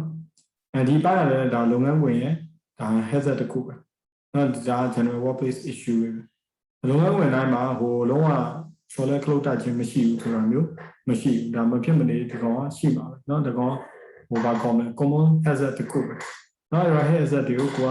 identify လိုက်လုပ်ပြီးတော့လုပ်ငန်းဝင်ဘယ်နေရာတွေကနော်ဒီလို hazard မျိုးပို့ဖြစ်နိုင်တယ်ပေါ့ဖြစ်နိုင်ကြီးပုံများတယ်အဲဒါမျိုးတွေကိုတခြားပေါ်ထုတ်ပြီးတော့ control measure တွေနဲ့ထိန်းချုပ်ပြရအောင်နောက်တစ်ခါလေးသူက design ပြန်လုပ်ရတာတွေနော် construction ပြန်လုပ်ရတာတွေ operation တွေပြောင်းလဲပြရတာမျိုးတွေလည်းရှိနိုင်နော်သူရဲ့ control measure တွေကိုလည်းအဲဒီခန့်ကဏ္ဍအောင်မှာတခြားဆွေးနွေးဖို့common slipping and tripping hazard နော်အဲ့တော့ချော်လဲတာ close တိုက်တဲ့ hazard ကတော့သူက common ဖြစ်တာအလုံးစုံတိုင်းမှာလေကားလိုနေရာမျိုးတွေရှိတယ်နော်ကမှုလိုနေရာမျိုးတွေရှိတယ်အမြေမညီညာတဲ့နေရာမျိုးတွေရှိတယ်ချောနေတဲ့နေရာမျိုးတွေရှိတယ်နော်ဒီຢာတွေကလုပ်ငန်းခွင်တိုင်းမှာမဖြစ်မနေရှိတယ်စက်ရုံနဲ့စက်ရုံရောက်ရှိတယ် construction နဲ့ construction ရောက်ရှိတယ်နော်အဲ့အတွက်ကြောင့်ဒီ slipping and tripping ကတော့ပုံမှန်ဖြစ်လေဖြစ်တာရှိကြတယ်နော်ဒါပေမဲ့ပြဿနာဒီ slip and tripping ကနော် on the same level မှာဆိုရင်တော့သူက slip and trip ဖြစ်သွားတယ် same level မဟုတ်ဘူးဆိုရင်တော့သူကဒီ falling from high ဖြစ်သွားတာပေါ့နော်အမြင့်ပြုတ်ကျတာမျိုးဖြစ်သွားနော်လေကားပေါ်ကချော်ကျတာတော့ဘာလို့ဆိုရင်ဒါ fall from high ဖြစ်သွားအဲ့တော့ same level မှာဆိုရင်တော့သူကအနည်းဆုံးတော့ဒီလက်ကျိုးတာတော့ပုံပဲ့တာတော့ဒီလောက်ပဲဖြစ်နိုင်တာပေါ့နော်ဒါကလည်းသူကဟိုအလေးပင်တိမ်မထားလားမတိမ်မထားလားပုံဘူးတည်သေးရဲ့ရိုးအလွတ်ကြီးချော်လဲတာနည်းနည်းခံစားသေးရဲ့အလေးပင်ပစ္စည်းတိမ်မထားတဲ့အချိန်မှာချော်လဲရင်ကျတော့အဲ့ပစ္စည်းပြီးမိတာတော့နော်ခဏကို balance ကပုံမငြိမ်ဘူးပေါ့လေနော်အဲ့အမျိုးနေထားကြပဲဖြစ်နိုင်အဲ့တော့ typical ဒီ slip hazard နော်ချော်နိုင်တဲ့ဒီ hazard တွေကတော့နော်သူတို့ဒီကြမ်းပြင်နေပေါ့နော် floor surface နဲ့အဓိကဆက်ဆက်တယ်နော်အဲ့ surface ဒီ smooth and inherently slippery ပေါ့နော်ခါလေးဒီ polish လုပ်ထားတဲ့ marble ပေါ့နော်ကြွေပြားတွေအရင်ချော်တော့ဒါမျိုးဖြစ်တယ်နော်ကျွန်တော်ဒီ hotel မှာအလုပ်ဝင်လာတာဆိုဝင်ချင်းတရက်နှစ်ရက်မှနေအဲ့ဒါတခါလေးရွှေနေပဲနော်အဲ့တော့မိုးကလည်းရွာတော့ဒီအပြင်ဘက်မှာဇပွဲကဟိုဟာဒီပကံတွေသွားသိအထက်ပြန်ဝင်အထက်မှာကျတော့ကျွေပြအရင်ချောတယ်ကိုဖနက်ကလည်းပန်းမပါတဲ့ဒီဟိုဟာမျိုးပေါ့ကျွန်တော်တို့ကဟို working shoe ကိုကျွန်တော် style ပန်နေတဲ့တွဲပေါ်တဲ့ဒီ shoe ပေါ့ဟိုဘုဖနက်ပေါ့လေနော်အဲ့ကောင်ကိုဝါသေးတယ်ဟိုကတော့ကျွန်တော်ဒီကဝယ်ထားတဲ့ဟာအောက်မှာပန်းသိမ့်မှာပေါ့မပါတော့ချောတော့ကြတော့ဘာလို့ဖြစ်လဲနော်ဒီပကံတွေလည်းအများကြီးတယ်အကုန်ကွဲတာနော်ကျွန်တော်တမိုးနေမှာပေါ့အဲဒါဆိုလူပဲလာထူပါလူလည်းနဲ့နာသွားတော့နော်အဲ့ကောင်တွေကအပြင်မှာဆွတ်နော် what rain or spillage or cleaning operation နော်အဲ့တော့ဆွတ်တယ်ဆိုတာမျိုးပေါ့အခုကျွန်တော်ချော်လဲတဲ့ case ကတော့အပြင်ဘက်မှာမိုးရွာတဲ့ရှိမှာအပြင်မှာပကံသွားတဲ့ချောက်ကဒီဖနက်ကရေဆိုးတယ်အထဲမှာကြွေပြားနေကြတော့ချော်လဲတာနော်ဒါမျိုးကြောင့်လည်းဖြစ်နေ space ဆိုတာကြတော့တခုအရေးတွေပါဖိတ်ကြပြုတ်ကြနေရမျိုးကြောင့်လည်းချော်လဲတာမျိုးရှိတယ်နော်အဲ့ဒါမှရေမှောက်သွားဘယ်ဘူးမှပြန်မတုတ်လိုက်တဲ့အတွက်ချော်လဲတာရှိတယ်နောက် cleaning operation ပေါ့ cleaning operation ကကြတော့သူတို့တွေကိုတရှင်းရေးပိုင်းလုပ်တာနောက်တရှင်းရေးပိုင်းလုပ်နေတဲ့အချိန်မှာ detergent တွေပိုင်းသုံးတဲ့အတွက်ချော်နေနော်ဒါပေမဲ့အမှာ signage တွေပိုင်းတေချာမတက်ထားတော့အဲ့ပေါ်သွားနေနော်ချော်လဲတာပေါ့နော်ဒါမျိုးကြောင့်လည်းဖြစ်နိုင်တယ်နောက် contaminated with a slippery substance ဒါလေးကြတော့သူ့ရဲ့မျက်နှာပြင်ကတော့ချောနေလို့မဟုတ်ဘူးเนาะဒါပေမဲ့သူ့ရဲ့ချောတဲ့အရာဝတ္ထုတစ်ခုနဲ့ contaminated ဖြစ်သွားတယ်ဆိုတော့သူ့ဘောမှာစီတွေဖိတ်ကြသွားတာမျိုးเนาะငပြောကုန်ကြသွားတာကျွန်တော် workshop မှာတော့ဖြစ်ပူးတာက cable tie နော် cable tie အနေနဲ့ကျွန်တော်ကိုကျူပင်တွေကို tie လုပ်တယ်တိုင်းလုပ်ပြီးအဲ့ကောင်တွေကခဏပဲပြင်ပြန်ဖြုတ်တော့ဖြုတ်တဲ့အချိန်ကျတော့ကတိရည်နဲ့တရားညှက်ပြီးဖြတ်ပြစ်တာဖြတ်ပြစ်တဲ့အခါမှာ cable တိုင်းထိတ်နဲ့အဲ့ခုနတိုင်းထားသေးတာနေရာလေးကဟိုပူတုံးလေးရှိတယ်လေနော်အဲ့တုံးလေးတွေကအဲ့လိုပဲဟိုနောက်ကျဒီနောက်ကျပဲနော်ပြီးရင်တော့ဟိုတန်ရှင်းရ housekeeping လုပ်ပြီးတော့ရွက်စီးနဲ့လဲပြီးမိုင်ပုံနဲ့ချပလိုက်အဲ့ကောင်တရက်အဲ့ကောင်တွန်းနေမိတာလုံးဝနောက်ပြန်လန်တော့လည်းကျွန်တော်တော်တော် balance ပြန်လုပ်လိုက်လို့နောက်မှဆိုရင်နောက်မှာပစ္စည်းပူနဲ့ရိုက်မိတာလို့နော်လဲကျတာလို့ဖြစ်ချောသွားတာလူကဒါတော့ safety boot ပဲနော် safety boot အဲ့ဟိုပန်းကြားတယ်ဟိုအဲ့ကြွယ်တိုင်းခေါင်းလေးဝင်ပြီးတော့ဟိုဖနက်ကချောသွားနော်အဲ့ဒါမျိုးဆိုလို့ contaminated with slippery substance နော်ဒါမှ plastic တွေပါတက်နေပြီဖြစ်နေတဲ့ဝါဟာစ တက်နေမိပြီလည်းဖြစ်နိုင်တယ်ငပြောကုန်လိုဟာမျိုးတက်နေမိလို့လည်းဖြစ်နိုင်နော်ဒါမျိုးတွေပေါ့အဲ့ဒါ contaminated with slippery substance ပြောတာနောက် cover with frost or ice နော်ဒီကောင်ကတော့ကျောင်းနိုင်ငံတွေကတော့မရှိနိုင်ဘူးသူတို့ရှိမှာတော့နေကြတဲ့ရေတွေခဲနောက်အဲ့ချိန်မှာအိမ်မျက်နှာပြင်တွေကချောနေနော်ဒါမျိုးတွေချိုးပေးပန်းတယ်ပုံမှန်အရေးထွက်ရင်အချိန်မှာရေခဲနေရေခဲပေါ်နင်းပြီးဆိုဖြစ်တော့ပဲ ice skating စီးရတယ်လို့ပေါ့နော်အဲ့မျိုးဖြစ်တော့ချောကြသွားတယ်နော်အဲ့တော့အဓိကတော့သူတို့ရဲ့ footwear ပေါ့နော်ဒီ personal footwear တွေပေါ်မှာမူတည်ပြီးတော့လည်းနော်ဒီချော်လဲတာလို့ပေါ့ဆိုတာဖြစ်တတ်တယ်တဲ့နော်အဲ့တော့ကျွန်တော်တို့မြန်မာပြည်ပြဒီ river ဖက်နဲ့စီးတာတို့ဟိုလိုလဲဆိုရင်နော်ဟိုတချို့ဖက်တွေဒီချော်တယ်ပို့ပြီးတော့နော်တချို့ဖက်တွေကတိတ်ပြီးချော် walking shoe လို့ပေါ့ဆိုရင်ညချော်လဲနိုင်ရင်နဲတာပေါ့ဗျာနော်ကျွန်တော်ယူဖက်တွေမျိုးသမီးတွေဆိုတောင်းမြင့်နေနော်ဒါမျိုးတွေစီးရင်ကြတော့ချော်လဲနိုင်ကြီးပုံများတာပေါ့နော်ဒါ slip နဲ့ပတ်သက်trip နဲ့ပတ်သက်တာကြတော့ဗာလဲပေါ့နော် trip ကကြတော့ခလုတ်တိုက်တယ်ခလုတ်တိုက်တာကြတော့ uneven or loose flow surface ပေါ့နော်ကိုယ့်ရဲ့အခုဒီချမ်းရင်းတွေကိုရှောက်ကြတဲ့အခါမှာမညီညာတာတွေနော်ချို့နေရာတွေကကွဲနေတာတွေပေါက်နေတာတွေနော်ဒါမျိုးနေရာတွေရှိတဲ့အတွက်တော့ချော်လဲတာမျိုးဖြစ်တယ်ချို့နေရာမှာကြွေပြကြောက်ကြွနေတာမျိုးတွေကမှုတွေတခြားပြေတိတိမရှိတာမျိုးတွေနော်ဒါတွေကြောင့်ချော်လဲတတ်နောက် trailing cable နော်အဲ့ဒါကြတော့ကျွန်တော်ဒီဝါကြိုးတွေတွေ့တန်းတာပေါ့နော်အကောင် grinder တို့ဒီ handle တို့ထောက်တဲ့အခါမှာနော်ဒီဝါကြိုးတွေတွေ့တန်းတာ plus ရဲ့နေရာထိုးပြီးနော်6လမ်းကြီးကို cross လုပ်ပြီးတော့သွားထားတယ်နော်တစ်ခါလေကျ cleaner တွေနော် vacuum cleaner တို့ရိုးဟို cleaning လုပ်တဲ့ set တွေတို့နော်အဲ့ set တွေကိုမောင်းတဲ့အခါမှာသူက power ကြိုးထိုးပြီးမောင်းကြတာအဲ့ကြိုးဒီခုန6လမ်းကို cross ဖြစ်နေမယ်ဆိုရင်ဒါသူများ close တိုက်ပြီးလဲနိုင်တယ်မမြင်မိရင်နော်နောက် object on that floor ခါလေးကြတော့မှသူ construction တို့ပါအောင်ပါနော် okay တွေပါဒီတိုင်းပဲရှိတယ်အဲ့ okay ပါညာ close တိုက်မိနိုင်တယ်ဟုတ်နော် okay တွေသူတို့သစ္စာတွေနော်ဒါမျိုးတွေပေါ့အဲ့ကောင်တွေမှာလည်းတွားပြီးသူများ close တိုက်မိနိုင်ဒါမျိုးတွေကဥပမာလေကားအဆင်းတက်လို့အမျိုးနေရာမျိုးတွေရှိပြီဆိုပို့ဆိုးတာပေါ့နောက်တော့ဒါတွေကတော့သူက slip trip ပေါ့နော်ဒါတွေပေါ့ fall ကကြတော့သူကခုနပြောတဲ့ same level မဟုတ်တော့နော် different level မှာ slip ဖြစ်သွားရင်တခါတော့ fall ဖြစ်တာပေါ့ဆိုဟိုဖြစ်တာပြုတ်ကြတာပေါ့ဗျာနော်အဲ့တော့ control measure for slip and trip အဓိကသူဒီချော်လဲတာ close တိုက်တဲ့အနေရောနော်ကာဝယ်ထိန်းချုပ်ဖို့ကတော့ဒီလုပ်ငန်းခွင်မှာနေနော်ဒီ principle 3ခုရှိတာပေါ့နော်အဲ့တော့ eliminate the hazard ပေါ့နော်နောက်က create the safe place create the safe person ဒီ principle 3ခုနဲ့သူတို့တွေဒီကာဝယ်ထိန်းချုပ်တယ်တဲ့အဲ့တော့ hazard ကတော့ခုနပြောသလိုချော်လဲနိုင်တဲ့ကမှုတွေပါရှင်သူ့ပြည့်ပြည့်အောင်လုပ်လိုက်เนาะပစ္စည်းတွေရှင်အဲ့ပစ္စည်းတွေရှင်းလိုက်เนาะအဲ့ဒါဆိုရင်ဒါ eliminate the hazard ပဲအကောင်းဆုံးမှတ်တတ်ငါပြောကုန်တခုကျွမ်းမှကြာနေငါပြောကုန်ကိုဖယ်ရှားလိုက်ရင်ဒါပြီးပြီပဲချော်လဲနိုင်ခြင်းမရှိတော့เนาะဟိုမှာကျွမ်းဘောမှာစီတို့အရေဖိတ်နေเนาะလူတွေချော်လဲနိုင်တယ်နင်းမိရင်ရှော့ရနိုင်တယ်ဆိုရင်အဲ့ဒါတွေကိုတုတ်လိုက်တော့เนาะဒါဆိုရင်ဟိုမဖြစ်တော့ချော်လဲနိုင်ခြင်းမရှိတော့เนาะဟို eliminate create a safe place เนาะဒါတော့အနေနဲ့ကင်းတဲ့လုပ်ငန်းဝင်တစ်ခုပြန်ဖန်တီးပေါ့เนาะအဲ့ဒါတော့ခုနပြောတဲ့အမျိုးကမှုတွေဟိုတွေအမျိုးတွေတက်နိုင်တယ်မြနဲအောင်ပေါ့လှေကားတွေဆိုချော်ကြနိုင်တယ်ချော်ကြနိုင်တဲ့အတွက်ကျွန်တော်မချော်အောင်เนาะဒီဟိုလေးတွေ grip လေးတွေတက်ထားတာတော့เนาะဒါမျိုးတွေပေါ့design တွေပေါ့ဗျာ engineering design ပိုင်းနေနဲ့ဒါမျိုး control လုပ်မယ်ဆိုရင်လည်းအဆင်ပြေတယ်နောက်က create a safe person ပေါ့ဒါတော့လူကိုသွားပြီးထိန်းချုပ်တဲ့အပိုင်းပေါ့လူကိုသွားပြီးထိန်းချုပ်တဲ့အပိုင်းမှာတော့လူတွေမှာဒီ footwear ပေါ့နော် footwear ကိုတေချာဒီထိန်းချုပ်လို့ရတယ်လုပ်ငန်းဝင်တွေမှာ safety boot ပဲစီးရမယ်ဆိုတာပုံမှန်ဖက်နှက်တွေထောက်တွေစီးရတဲ့ဆိုင်နော်ချော်လဲနိုင်ကြီးနေသွားလိမ့်မယ်နော်ဒါနဲ့ပတ်သက်ပြီးကျွန်တော် risk assessment လုပ်တဲ့အခါကျရင်နော်ဒီလုပ်ငန်းဝင်တွဲမှာပေါ့နော်ဖြတ်သွားဖြတ်လာပေါ့အနေအကင်းကင်းနဲ့ခြုံလဲပဲတွာလာနိုင်ဖို့ဆိုရင်နော်ဒီက identify various hazard that present risk to the pedestrian เนาะအပေါ်မှာရှိတဲ့ဒီပြခဲ့တဲ့အန်ရီတွေပေါ့เนาะဒါဒီဖြတ်သွားဖြတ်လာမှာဒီလိုလမ်းလျှောက်သွားလာနေတဲ့လူတွေမှာရှိလားเนาะဘယ်လိုမိုင်မျိုးတွေချော်လဲနိုင်လဲဘယ်လိုအရာမျိုးတွေဒီသူရဲ့လျှောက်လမ်းမှာအခုခံနေနဲ့ပိတ်နေလဲခလုတ်တိုက်နိုင်လဲเนาะဒါတွေကိုကျွန်တော်ဖော်ထုတ်ပါနောက်ပြီး identify the group at risk เนาะဘယ်လိုဟိုဖြစ်မှာဒါတော့ risk assessment method အတိုင်းပါเนาะဘယ်လိုအနေရရှိမှာလဲပေါ့နော်အဲ့တော့ဘယ်လိုတွေအနေရရှိပါလဲလုပ်သားတွေလားနော် member of public ခါလေးကြတော့လုပ်သားတွေမှမဖြစ်ဘူးခုနလိုပေါ့ မှာ shopping mall မှာ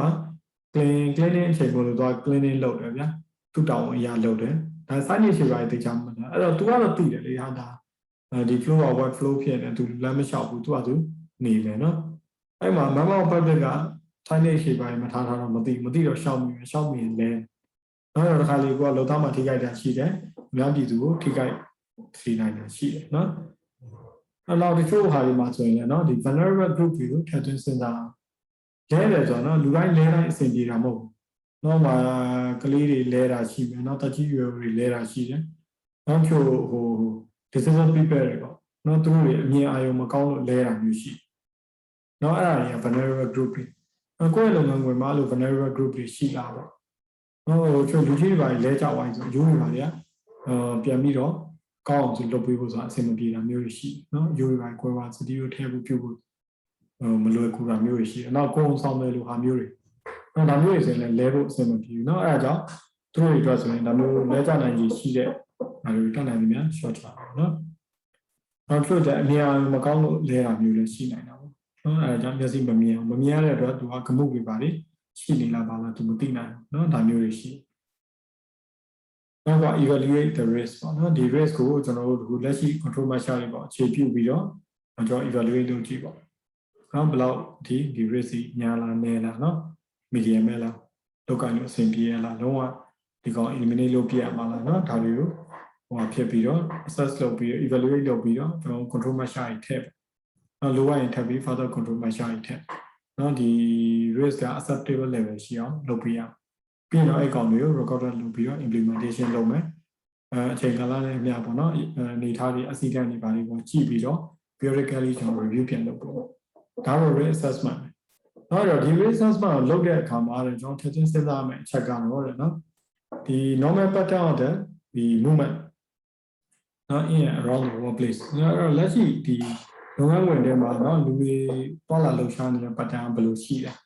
ဒီစဉ်းစားပြသွားနေရတာလားအဲ့ဒါဆိုရင်လုံးဝဒီ risk ကမရှိအောင်လုပ်ပေးရတော့နောက်တစ်ခါတလေမှသွားတယ်เนาะဒါမျိုးတွေပေါ့အဲ့ပေါ်တွေမှာမူတည်တယ်နောက်က predictable ဒီ abnormal movement ပေါ့နောက်တစ်ခါလေချို့ abnormal movement ဘယ်လိုအနေထားမျိုးရှိနိုင်လဲနောက်ချို့က shortcut အနေနဲ့ပေါ့ဗျာဖြတ်လန်းလုပ်ပြီးသွားတဲ့နေရာမျိုးတွေမှာเนาะဒါမျိုးဟိုလဲကြချော်ကြနိုင်တဲ့ဟာမျိုးရှိလားနောက်ချို့ကဒီလမ်းကပုံနီးတယ်ဆိုပြီးသွားတယ်နော်အဲ့လမ်းလူသိမ့်မသွားရတော့မှရင်းကြီးတွေပါလေမိုးရင်းမမှာဆိုတက်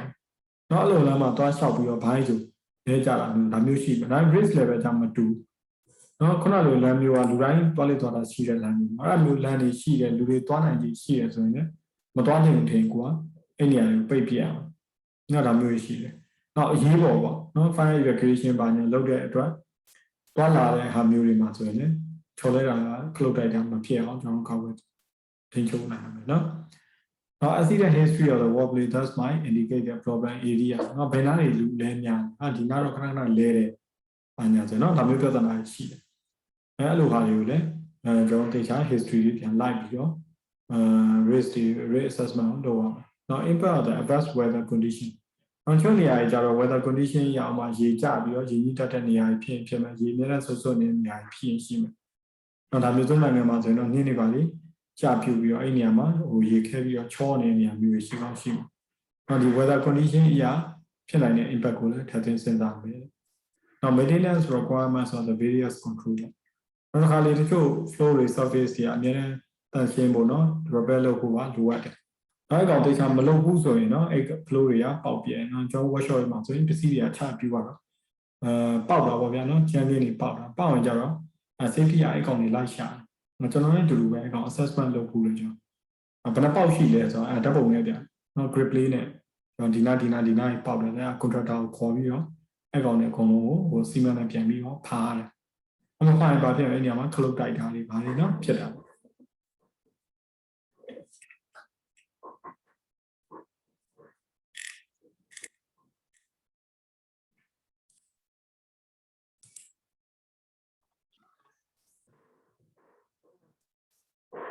ခေါင်းနာချောမကြအောင်ပါနော်ကျွန်တော်တို့ဒီ slip resistant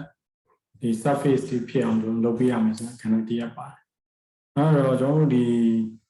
ပုံမှန်ဒီမျက်နှာပြင်တွေပေါ့နော်လုပ်ငန်းခွင်မှာအများပြည်သူဒီကိုလှုပ်သားတွေတို့နော်တခြားနေရာမှာရှောက်သွားနေရတဲ့နေရာတွေမှာ ဒီမျက်နှာပြင်တွေဒီချော်လဲခြင်းကိုကာကွယ်ပေးနိုင်တဲ့မျက်နှာပြင်မျိုးစားတွေဖြစ်ရနော်အဲ့ကောင်ကိုသူက slip resistant surface လို့ခေါ်တယ်နော်အဲ့တော့ resistant ဖြစ်အောင်လို့ကျွန်တော် resistant အဓိကတော့သူ့ရဲ့ဒီချော်လဲခြင်းကိုပြန်ပြီးခုခံပေးတာပေါ်အများအောင်လုပ်ပေးတာပြန်ပြီးခုခံအားတွေများအောင်လုပ်ပေးတာအဲ့တော့အဲ့ဟာကျွန်တော်တို့ဟို flow light ကို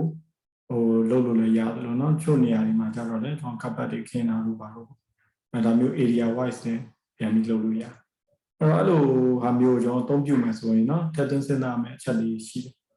เนาะအဲ့ဒါလေးတွေကလည်းဒီမှာသူညွှန်ပြထားတယ် number of people who are on the floor เนาะဒူပနေအောင်လောက်ရှောက်ပါလေနော်ကျွန်တော်အဲ့တော့ hotel လိုဟာမျိုးဆိုရင်ကျွန်တော်လုံးဝဒါရှင်းတယ်နော်သူ guest တွေလည်းသူကောင်းမွန်နဲ့ဒါမျိုးပြဿနာမျိုးပြည့်ချင်တယ်ဒါသူ့ရဲ့ဒီ room တွေဟိုမှာဆိုလုံးဝ carpet တွေကောင်းခင်းထားတယ်အဲ့ဒါမျိုးဆိုချော်လင်းနိုင်ခြင်းနေတာပေါ့နော်နောက်က full well those people might be wearing အဲ့ဒါတော့လောက်တိုင်းနဲ့ဆိုင်တော့မမ public လိုဟာမျိုးမှာဆိုရင်တော့ full well ကိုထိန်းချုပ်လို့မရနော်အဲ့ဒါတော့တစ်ခါလဲချော်လင်းနိုင်အောင်သူတို့ရဲ့ဟိုမျက်နှာပြင်တွေကိုပဲသူ carpet ခင်းပြီးပြုပြီးဒါမျိုးလုပ်ရတယ်နော်ဟုတ်တယ်မှာဆိုအကုန်လုံးကလည်း show smoke ပြင်ပြီးတော့ကျွန်တော်တောက်တွေဟိုဟာရင်းနဲ့နော် top နဲ့ကြီးမြည်ရင်းနဲ့ဒါကြောင့်ပြုကြမှာဆိုဒါမျိုးပုတ်ဆင်ပြီးတော့ရှောင်းရင်အစဉ်ပြေနိုင်တော့တဲ့မျက်နှာပြင်မျိုးဖြစ်အောင်လုပ်ပေးရအောင်နော်လုပ်ငန်းဝင်မှာကြတော့ကျွန်တော်တို့ကသူ့ရဲ့ footwear ကိုထိန်းချုပ်လို့ရနော်ကျွန်တော်မှာ safety footwear ဝတ်ရမယ်နော်ပြင်ပါဒီ slipper တွေ sandal တွေနော်တောက်တွေဒါမျိုးတွေမရဘူးဆိုရင်အပြီးရနော်အဲဆို operation area ထဲမှာမရဘူးဆိုရင်ဒါဝတ်လာလို့မရဘူးနော် now wear and tear on the surface ပေါ့နောက်တစ်ခါလေကြာချိုးနေရာတွေမှာနော်ဒီ wear and tear တွေဖြစ်ပြီးတော့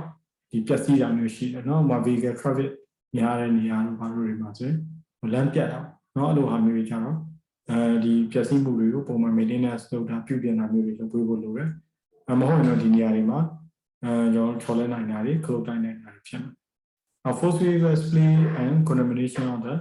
on the floor နော်ဒါကတော့ကျွန်တော်ဟိုမှန်းဆနိုင်တဲ့ဒီဟိုဖိတ်ကြတာလို့စင်ကြတာလို့နော်ခုနပြောတဲ့အရာဝတ္ထုတွေနဲ့ဒီကြမ်းမြင်နဲ့ထိစပ်သွားတာလို့ဆိုရင်နော် chemical တို့ oil တို့နဲ့ spillage ဖြစ်နိုင်တဲ့နေရာတွေပေါ့နော်ဒါမျိုးနေရာတွေဆိုရင်ခန္ဓာမှုရှိရနောက်မှကျွန်တော်ဒီဟိုဆက်စီတို့ဘာလို့တူလောင်ထားတဲ့နေရာမျိုးတွေနော်ဒီနေရာမှာဆိုစီတွေဘာတွေကတော့ဟိုကဲ့ရင်ပြူရင်းနဲ့နော်ချောတာတွေဖြစ်နိုင်တာနော်ဒါမျိုးတွေပေါ့နောက်က environmental condition ပေါ့နော်ဒါတော့ဟိုနေပူလာမိုးရွာလာနော်ဒီအခြေအနေတွေပေါ်မှာရောမူတည်ပြီးတော့နော်တချို့နေရာတွေဒီရေကြီးတက်တာလို့ပါလို့ဒါမျိုးတွေရှိတယ်နော်အဲ့နေရာတွေမှာသူဘယ်လိုပုံစံကြောင်း maintenance လုပ်နေဒါကိုထပ်သင်းစဉ်းစားနောက်က spillage control and drainage နော်တော့ကျွန်တော် spillage ဖြစ်တယ်နော် spillage ဆိုတော့လုံးဝဟိုအကြီးကြီးမောက်ကြမှာမဟုတ်ဘူးနော်ခါလေးချို့နေရာတွေဒီလုံးသဘောတဘာဝအရာကိုspillage ဖြစ်တယ်ဥပမာ maintenance လုပ်ရတယ်နော်စက်တွေပြင်ပြုတ်ရတယ်ဒါမျိုးနေရာမှာဆိုရင်စက်စီတို့ဒါမျိုးတွေစီ spillage ဖြစ်နေတာနော်ဒါမျိုးတွေကိုကျွန်တော်ဘယ်လိုထိန်းချုပ်မလဲနော်ခါလေးဥပမာရေတွေပါဖိတ်စင်နေနိုင်တဲ့နေရာတွေရှိတာနော်ဒီရုံမိုင်းမှာအများနဲ့ရေနဲ့စင်သမပြတ်လောက်ရတဲ့ဟာမျိုးတွေရှိတယ်ချို့နေရာဆိုလဲဆိုပါတော့အေးခန်းလိုပါလို့နာမျိုးတွေနော်ရေနဲ့ထလဲသုံးရတဲ့ဟာမျိုးရှိတယ်။kitchen မင်းတို့ကြောင့်ဟာမျိုးပါဆိုရင်စီရအများနဲ့ဆင်ပြုတ်ပြီးတော့ဒီကျမ်းမြင်ကြီးချောနေပါငါကတော့ဒီလိုဟာတွေကျွန်တော်ပုံမှန်ဆိုရင်တော့ဒီ kitchen တွေကနေစဉ်လောက်ချင်ပြီးပြီဆိုရင်တို့ဟိုလောက်တယ်နော်ဒီစက်ပြိုင်ပိုင်းနဲ့စေကြောပြီးတော့ဟိုကျမ်းမြင်လောက်တယ် flow mat တွေလည်းတို့ခင်းရတာနော်ဒါမျိုးတွေလည်းရှိတယ်။နော်ဂျာဒီ oil တွေ fuel တွေနော် solvent တွေ caustic chemical ရေတွေနော်ဒါမျိုးတွေဖိတ်စင်နေနိုင်တဲ့နေရာတွေရှိနိုင်တယ်အဲ့နေရာတွေမှာto be slip hazard ပေါ့နော်ဒါဖြစ်နိုင်တယ်တော့ဒီကိုယ့်ရဲ့ကျန်းကျင်ကိုလည်း degradation ဖြစ်နိုင်တာနော်ကျန်းကျင်ရဲ့ဒီ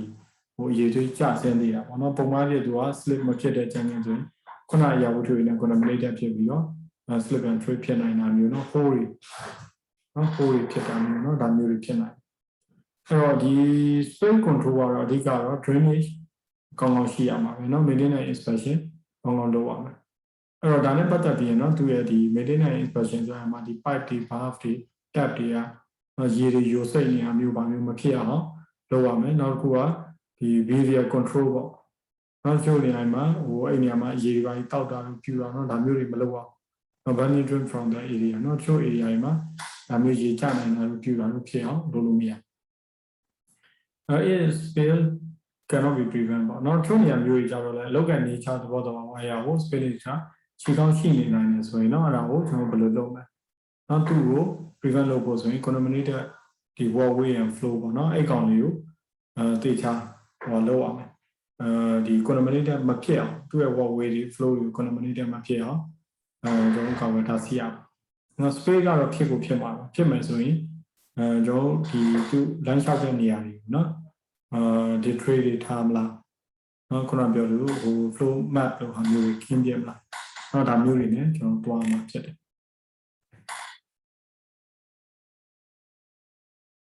နောက်က band band တော့အဓိကတော့ a wall built around a storage tank or drum compound no which is intended to contain any leakage or spillage တဲ့နော်အဲ့တော့ခုနဒီဖြစ်တာတော့ spill ဖြစ်တာတော့နော်ဒါတွေအကုန်လုံးကိုထိန်းချုပ်တဲ့ဟာပေါ့ကျွန်တော်တို့တစ်ခါလေးဟို secondary container လို့သဘောမျိုးပေါ့နော်ဒီဟာမျိုးလည်းကျွန်တော်ထားရှိပေးရအောင်နော်အဲ့တော့ where a flow or pedestrian road is likely to get wet no adequate drainage should be provided နောက်ချို့နေရာမှာရေမတင်အောင်လုပ်ရတာပေါ့နောက်မှမိုးရေကျတာတော့နော်ဟိုရေတွေပါလေအဲ့နေရာမှာအသုံးပြုနေကြတာတော့ဒါမျိုးတွေကရှိနေဆိုရင်နော်ဒီချမ်းကင်းနေရာလည်းမကြီးဆိုချို့နေရာမှာရေဝတ်ပြီးရေတင်နောက်မှကားလမ်းမှာရေတွေတင်လို့ပဲအဲ့ဆိုတော့ကားအတွက် slip ဖြစ်နိုင်တယ်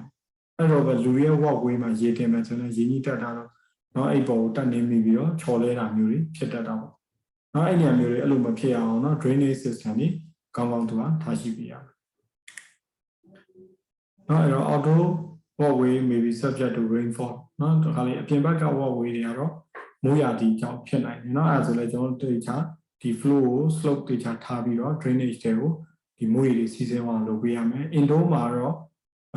to frequent ဒီ wetting during the normal use ပေါ့နော်ဒါခါလေး shower room တို့ဒီ changing room facility တို့ cleaning operation လုပ်တဲ့ facility food industry တွေမှာဆိုရင်နော်သူကပုံမှန်ဆုပ်ပြီးတော့နော်ဒီ indoor flow တွေကလည်းဟိုဖြစ်နေချောနေနော်ကျွန်တော်မှအိမ်လာလို့ရေခန့်တော့တိုင်းနေချောတယ်နော်ဒါမျိုးနေရာတွေမှာလည်းလူကြီးသူမှအများစုချော်လဲပြုတ်ကြတယ်လုပ်ငန်းဝင်မှာလည်းထုံနေတစ်ခေါက်မယ်နော်ဒီလိုနေရာတွေစီချော်လဲဖို့အနေအရှိဆုံးနေရာတွေပေါ့အချို့နေရာတွေမှာဆိုရင်တော့နော်ဒီ signage တွေ PPE တွေပေါ့နော်ဒါတွေကိုလည်းသုံးပြုဖို့လိုတယ် signage အဖြစ်ကတော့နော်ဒီနေရာတွေကချော်လဲနိုင်နေဆိုရင်နော်ဘယ်လို footwear မျိုးတွေကိုလက်တင်မကန်တားမြစ်တယ်ဆိုတဲ့ဟာမျိုးနော်ဘယ်လို footwear ပဲဝတ်ရမယ်ဆိုတဲ့ဟာမျိုးလောရရင်ချို့နေရာတွေကိုလုံးဝ unauthorized နော် access ပေါ့နော်အဲ့ကောင်လုံးဝတားရှိပေးရမယ်ချို့နေရာတွေမှာじゃ one ပဲပေးလို့ရအောင်ဒီ caption ဒီ wet flow ပေါ့အကျန်းချောနေပါစေအခုတွေ့ဒီshopping mall တော့ပါအောင်ပါနော်တန်ရှင်းလုံးနေဒါမျိုး signage လောက်ကတော့ထားပြရမယ်PPE အနေနဲ့ကတော့သူ့ရဲ့ specific ဒီ footwear ဝတ်ဆင်အောင်နော်အဲ့ကြမှာဒီချော်လဲတာတော့ cloak တိုက်တာလို့နော်ဒါလေးမဖြစ်အောင်လုပ်ပေးရအောင်နော်အဲ့တော့ဒီသူ့ရဲ့ဒီ footwear ကလည်းသူ့ရဲ့လုပ်ငန်းခွင်နဲ့တင့်တော်တဲ့ဒီ suitable footwear type ဖြစ်ရမယ်နော်ဒါခါလေးချို့အားရ construction အတွက်အဆင်ပြေပြီမယ်ဒီချို့ပေါ့ဒီ footwear တွေကြတော့indoor အတွက်အဆင်ပြေတဲ့မျိုးတွေလည်းရှိတယ်အဲ့ဒါမျိုးဟာတွေဒီချာရွေးချယ်ဝယ်ယူပြီးတော့အသုံးပြုပြရမယ်မှန်ကန်တဲ့ဒီ PPE ပေါ့နော်ဒါမျိုးတွေဆင်ရမယ်boot မှာလည်းနော်ဒီ boot may also be selected with a higher kneecap for to give the protection to the ankle and in the event of tripping or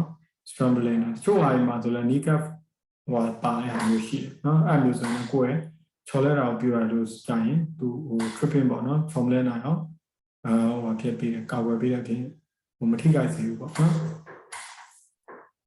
ဒီတွေ့ဟို angle ကိုမထိခိုက်စေဘူး Now even specific way not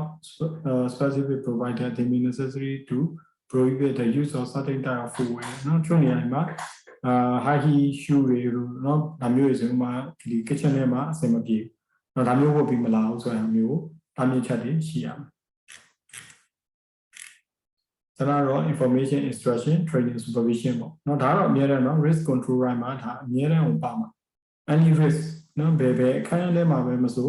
ဒီအခန်းကောင်းနေတာရဲ့ control measure တခုကဒါပဲနော်တနည်းအားဖြင့် administrative control နော် information ပေးရမယ် instruction ပေးရမယ် training ပေးရမယ်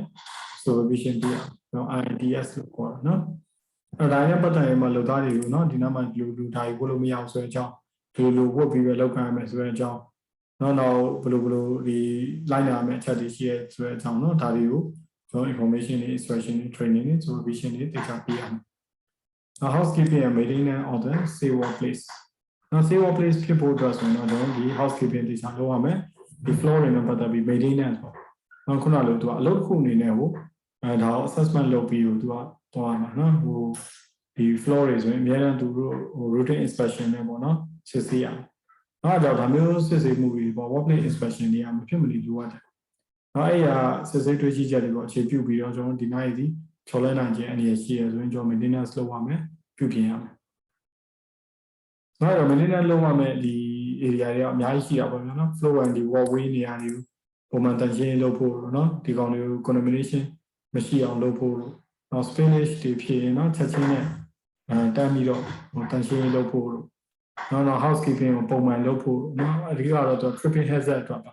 နောက်မှာအထူးသဖြင့် construction တွေမှာဆိုရင်နော်ဒီ construction material တွေနော်တန်တန်တာပိုက်လူပိုက်စနော်ဒီဝါဂျိုးဒိုစတွေနော်ဒါမျိုးတွေဆိုတာနေရာနဲ့နာပြမှာသူကရှိအောင် plan နေရမယ်နော် housekeeping very poor နော်အဲ့လိုဟာမျိုးမှာသူက housekeeping ကိုproper housekeeping လုပ်မယ်ဆိုရင်နော်ဒီ slip and trip hazard ကိုကာဝယ်ထိချုပ်နိုင်မယ်နော်တော့များများဒီ flow and walkway တွေနော်ပျက်စီးနေပြီဆိုရင်လည်းနော်ဒါတွေကို inspection တေချာလုပ်မယ် repair လုပ်ပေးမယ်နော်အဲ့ဒီနဲ့သူက safe condition ဖြစ်အောင်လုပ်ပေးရမယ်နော်အပေါက်တွေရှင်းဖာပေးရမယ်နော်အဆက် egress တွေမှာဆိုရင်နော်ဒီဝင်လန်းထွက်လန်းနေရာမျိုးတွေမှာချော်လဲနိုင်လား close တိုင်းလားဒါအောင်အများနဲ့စစ်ဆေးရဘာကြောင့်လဲဆိုတော့အရေးကြီးတဲ့အချိန်နော် emergency ဘာညာတွားပြီးပြုတ်ပြီးဆိုရင်ကြာရင်ဒီကောင်လိုအသုံးပြုတဲ့အခါမျိုးမှာချော်လဲမှုတွေပါဖြစ်ဖို့ဆိုရင်နော်ဒါပုံပြီးအနေနဲ့ကြီးနိုင်တယ်အဲ့တော့ဒီ emergency route တွေမှာဆိုရင်နော် emergency exit route တွေဆိုရင်ဒါ slip and trip hazard မှာမရှိအောင် obstruction မရှိအောင်ထားရမယ်နော်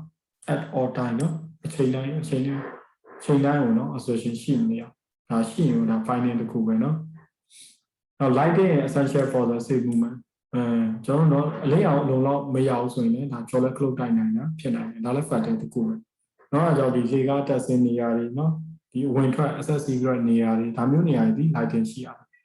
emergency exit တွေမှာဆိုရင်တော့အရေးပေါ်မှာပုံမှန်မီးမရနိုင်ဆို emergency lighting တွေမဖြစ်မနေထားရှိရမှာဖြစ်တယ်။ frequency of the clinic inspection နောက် time scale of repair depend on the nature of workplace ပေါ့ဒီလုပ်ငန်းခွင်သဘောတရားပေါ်မူတည်ပြီးကျွန်တော်ဒီလုပ်ငန်းခွင်ဒီနော်ဘယ်တရက်ကိုဘယ်နှကြိမ်တန်ရှင်းလုပ်ရမယ် floor တွေ slip and trip မဖြစ်အောင် block inspection လုပ်ရမယ်ဆိုတဲ့ဟာဒီသူကလုပ်ငန်းခွင် nature ပေါ်မှာမူတည်ပြီးတော့ကျွန်တော်ဆုံးဖြတ်နောက်ချို့ floor တွေဆိုရင်လည်းပြန်ပြီးပြင်ရမယ်ဘယ်နှစ်ကြိ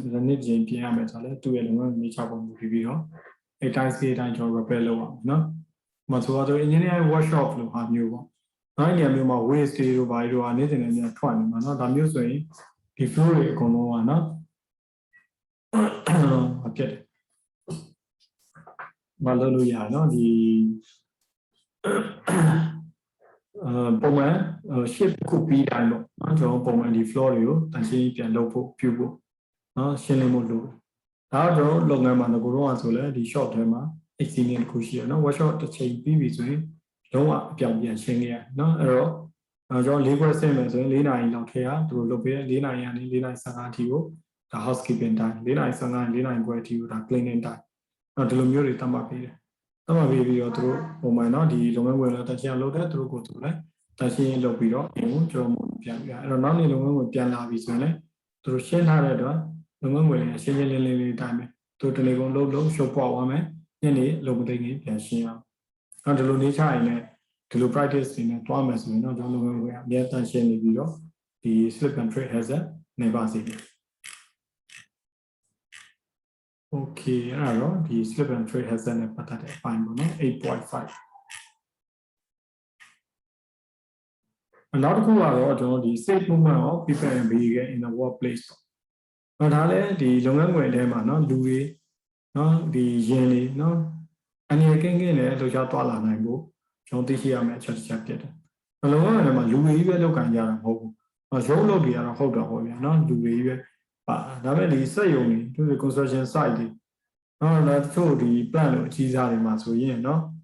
ကျွန်တော်အထက်မှာ vehicle လည်းအမျိုးမျိုးရှိ lorry တွေရှိမယ် forklift တွေရှိမယ် scissor lift တွေရှိမယ် bone lift တွေရှိမယ်နော်တခါလေ trailer တွေအဝင်ထွက်ရှိမယ်နော်ဒီ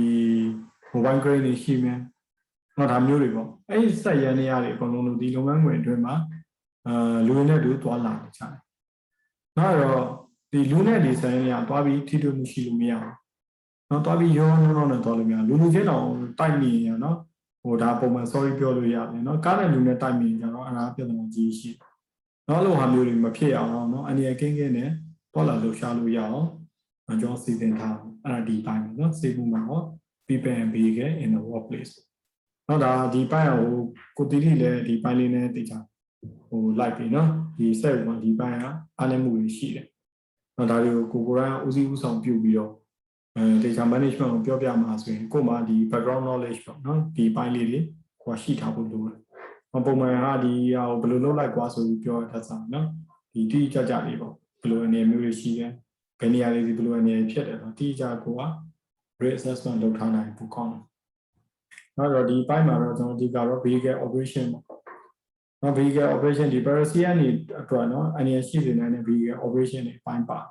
နော်အဲ့ဒါ parasitic နေမဟုတ်နော်တစ်ခါလေး vehicle driver တွေရော passenger တွေရောသူတို့တွေကအနေရှိနိုင်တာတွေရှိတယ်နော်အဲ့ဒီပိုင်းမှာအဓိက hazard ဖြစ်တော့နော်ကျွန်တော်ဟိုယင်တွေကိုအမြန်မောင်းတော့အဓိက vehicle movement နဲ့ပတ်သက်တဲ့အပိုင်းပါမယ်non movement related hazard ပေါ့တစ်ခါလေးကျတော့ vehicle တော့မရွေ့ဘူးเนาะဒါပေမဲ့သူက loading unloading เนาะဒီ load securing sheeting เนาะ coupling maintenance ဒီအလုပ်တွေကြောင့်ဖြစ်တဲ့အားရပါဒီနေ့အပြည့်တော့ vehicle နဲ့ပတ်သက်တဲ့ vehicle operation နဲ့ပတ်သက်တဲ့ safety ပိုင်းเนาะဒီပိုင်းတွေ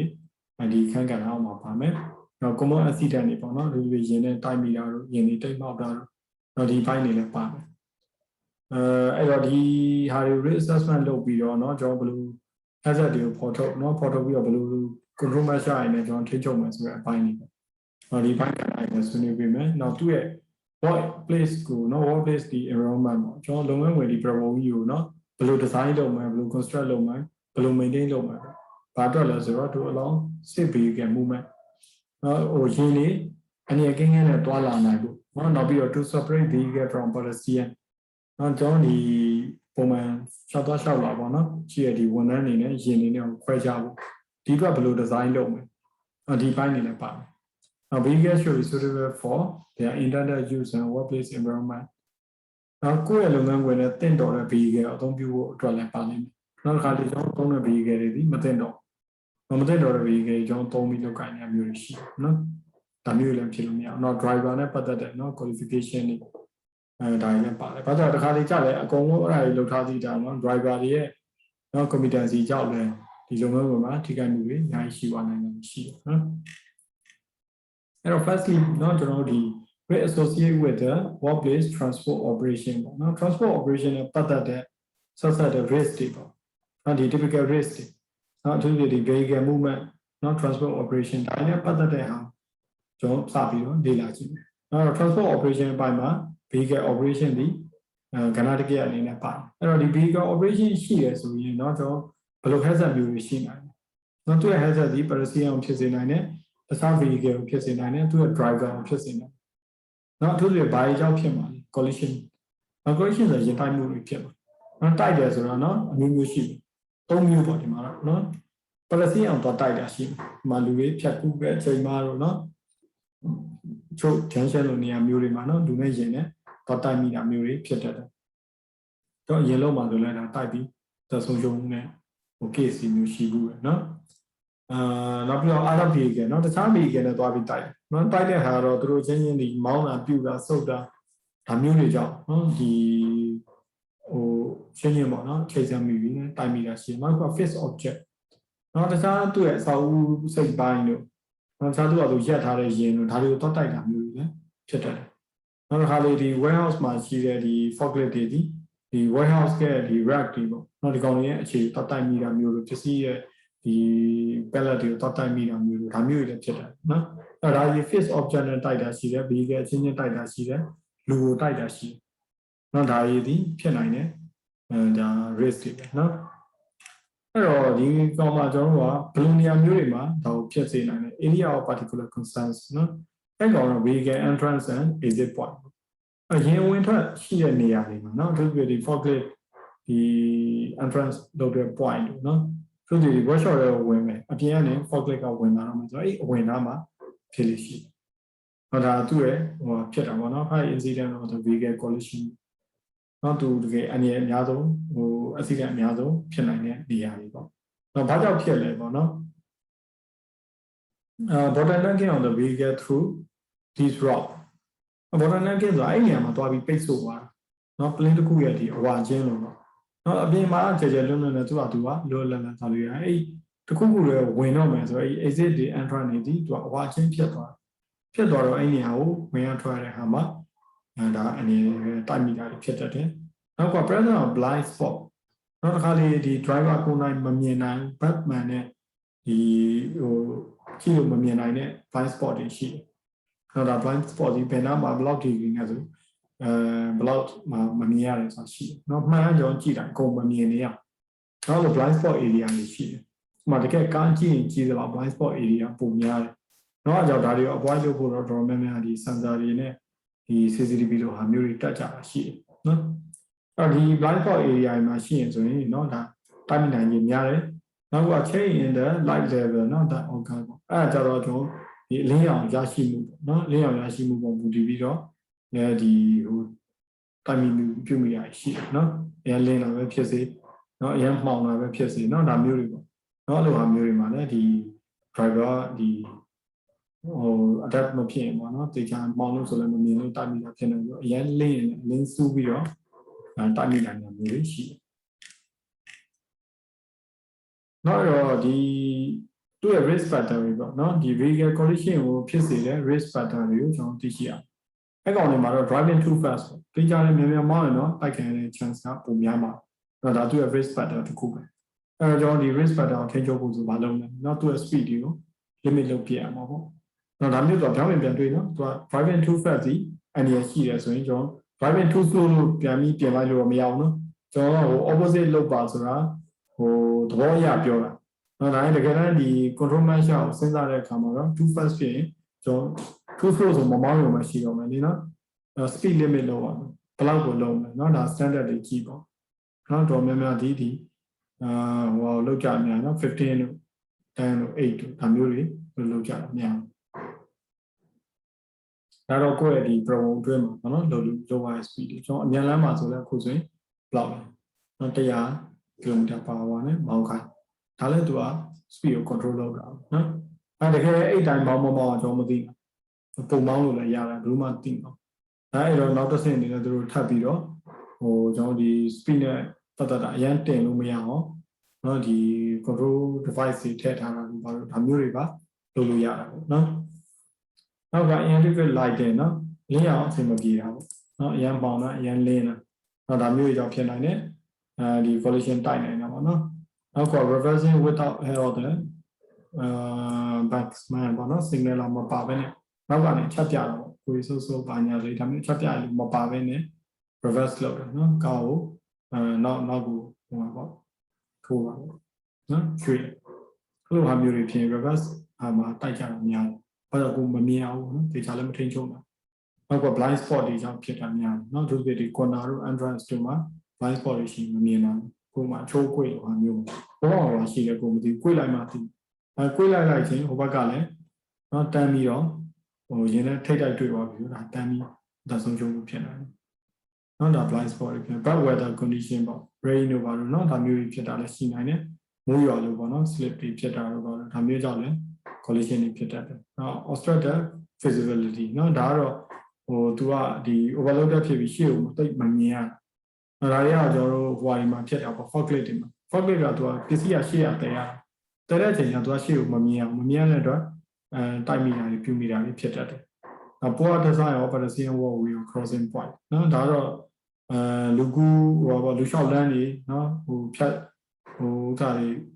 သူလမ်းကူးတဲ့နေရာတွေနော်ဒါတွေကိုဒီဇိုင်းလုပ်ထားတာမှားတယ်နော်ကျောင်းနိုင်ငံမှာဆိုအဲ့ဒါအကုန်အမှားတွေပဲနော်ဒီလက်ရှိမှာရင်ဦးစားပေးလားလူဦးစားပေးလားဆိုတာပြည့်ဒီကွဲပြပြကျွန်တော်မသိသူတွေဒီချိုးကွေ့လိုနေရာမျိုးတွေအခါကြီးလူကလည်းရင်လက်ကိုပဲစောက်ပြီးတော့ကူရတာရင်နေရာလည်းအဲ့လိုပဲနော်သူကမဖြစ်မနေသူကဟိုဟာသူတော့လူရှင်းတော့ဟိုလုံးဝတင်းတွေတွေ့ရင်တော့သူရရင်ရမှာပေါ့ပုံမှန်လို့ဆိုရင်သူကလည်းပုံမှန်မောင်းတဲ့အတွက်လူကူးဖို့အချိန်ကိုမပေါအောင်နော်အဲ့ကြောင့်လည်းတော်များဒီချို့နေရာမှာခုံးတော်တရားပဲစောက်ရတော့မပုံမှန်ချိန်တော့ system နဲ့လောက်ရမှာနော်ဒီစင်ဝါဆိုရှိတယ်လေလူလမ်းရှောင်းနေနော်ဒီမီလုံးလေးစင်နဲ့ရင်တွေဘက်ကဟိုဖြစ်တယ်ရက်တော့နော်အဲ့အတွက်သူကဟိုပြောရင် traffic တွေအများကြီးထည့်ပေးရနော် traffic တွေတော်များများထည့်ပေးရအဲ့ဒါမှဒီလူနဲ့ရင်တွေကိုတေချာ အနေနဲ့ကင်းကင်းနဲ့လမ်းကူးတာတို့ပါလို့လုပ်ပြီးတော့ခွဲခြားနိုင်မှာဖြစ်တယ်။နောက်တော့ vehicle maintenance ပေါ့နော်တစ်ခါလေသူ brake တွေမကောင်းတာတို့နော်စက်ပစ္စည်းတွေချိုးရင်းတာကြောင့်ဒီ motor ရင်းဒီတိုက်တာတွေပါလိဖြစ်တတ်တယ်။အဲ့ဒါ bus span ကတော့နော်ဘယ်လိုဟာမျိုးပြန်ရင်ကို guide လုပ်တဲ့လူနော်ကျွန်တော်တို့သိပါတယ်။ဟိုအထူးပြဒီရင်တွေနောက်ဆုတ်တာတို့ပါလုပ်တဲ့အချိန်မှာဒီ bus span ကလုပ်ကြတယ်နော်။နောက် loss of control and overturning နော်။ loss of control and overturning ကတော့ဒီဟိုရင်ကိုမထိနိုင်ဘူးမထိနိုင်လို့လဲကြမှောက်ကြနော်အဲ့တော့ driver may lose control of their vehicle for various reasons နော်ဘာကြောင့်ဒီရင်ကို control မလုပ်နိုင်အောင်လဲဆိုတော့ပထမချက်ဒီdriver ရဲ့ error ကြောင့်ဖြစ်နိုင်တယ်အရင်မြန်မောင်းတဲ့အတွက် control သိမလုပ်နိုင်ဘူးနော် CRN အရင်ရန်တယ် CRN ကိုမကိုင်းနိုင်ရုပ်တရက် brake over ရင်အကျုံးပြန်သွားနော် overturning ဖြစ်တယ်နောက် environmental condition ပေါ့ငါတခါလေး short နေလို့ဘာလို့ဖြစ်ပြီးတော့လမ်းနေကြုံရှိတယ်ခါလေးမြန်လမ်းမှာဘေးသားကိုကတ်မောင်းတယ်အဲ့ချိန်မှာဘေးသားမြေပြော့နော်ပြော့တဲ့အချိန်မှာနော်ကုံကားကြီးတွေအထူးပြတော့အဲ့ကြောင့်ကုံကားကြီးလည်းလမ်းလေတက်မောင်းပြနော်ခုဒီကောက်ကြောင့်နေပြီးတော့သွားတော့ဆိုလမ်းတွေတော့ပြတ်သွားနော်ပျက်စီးတယ်မှာတော်တော်ပြတ်နော်ကျွန်တော်ပြီးတော့လေ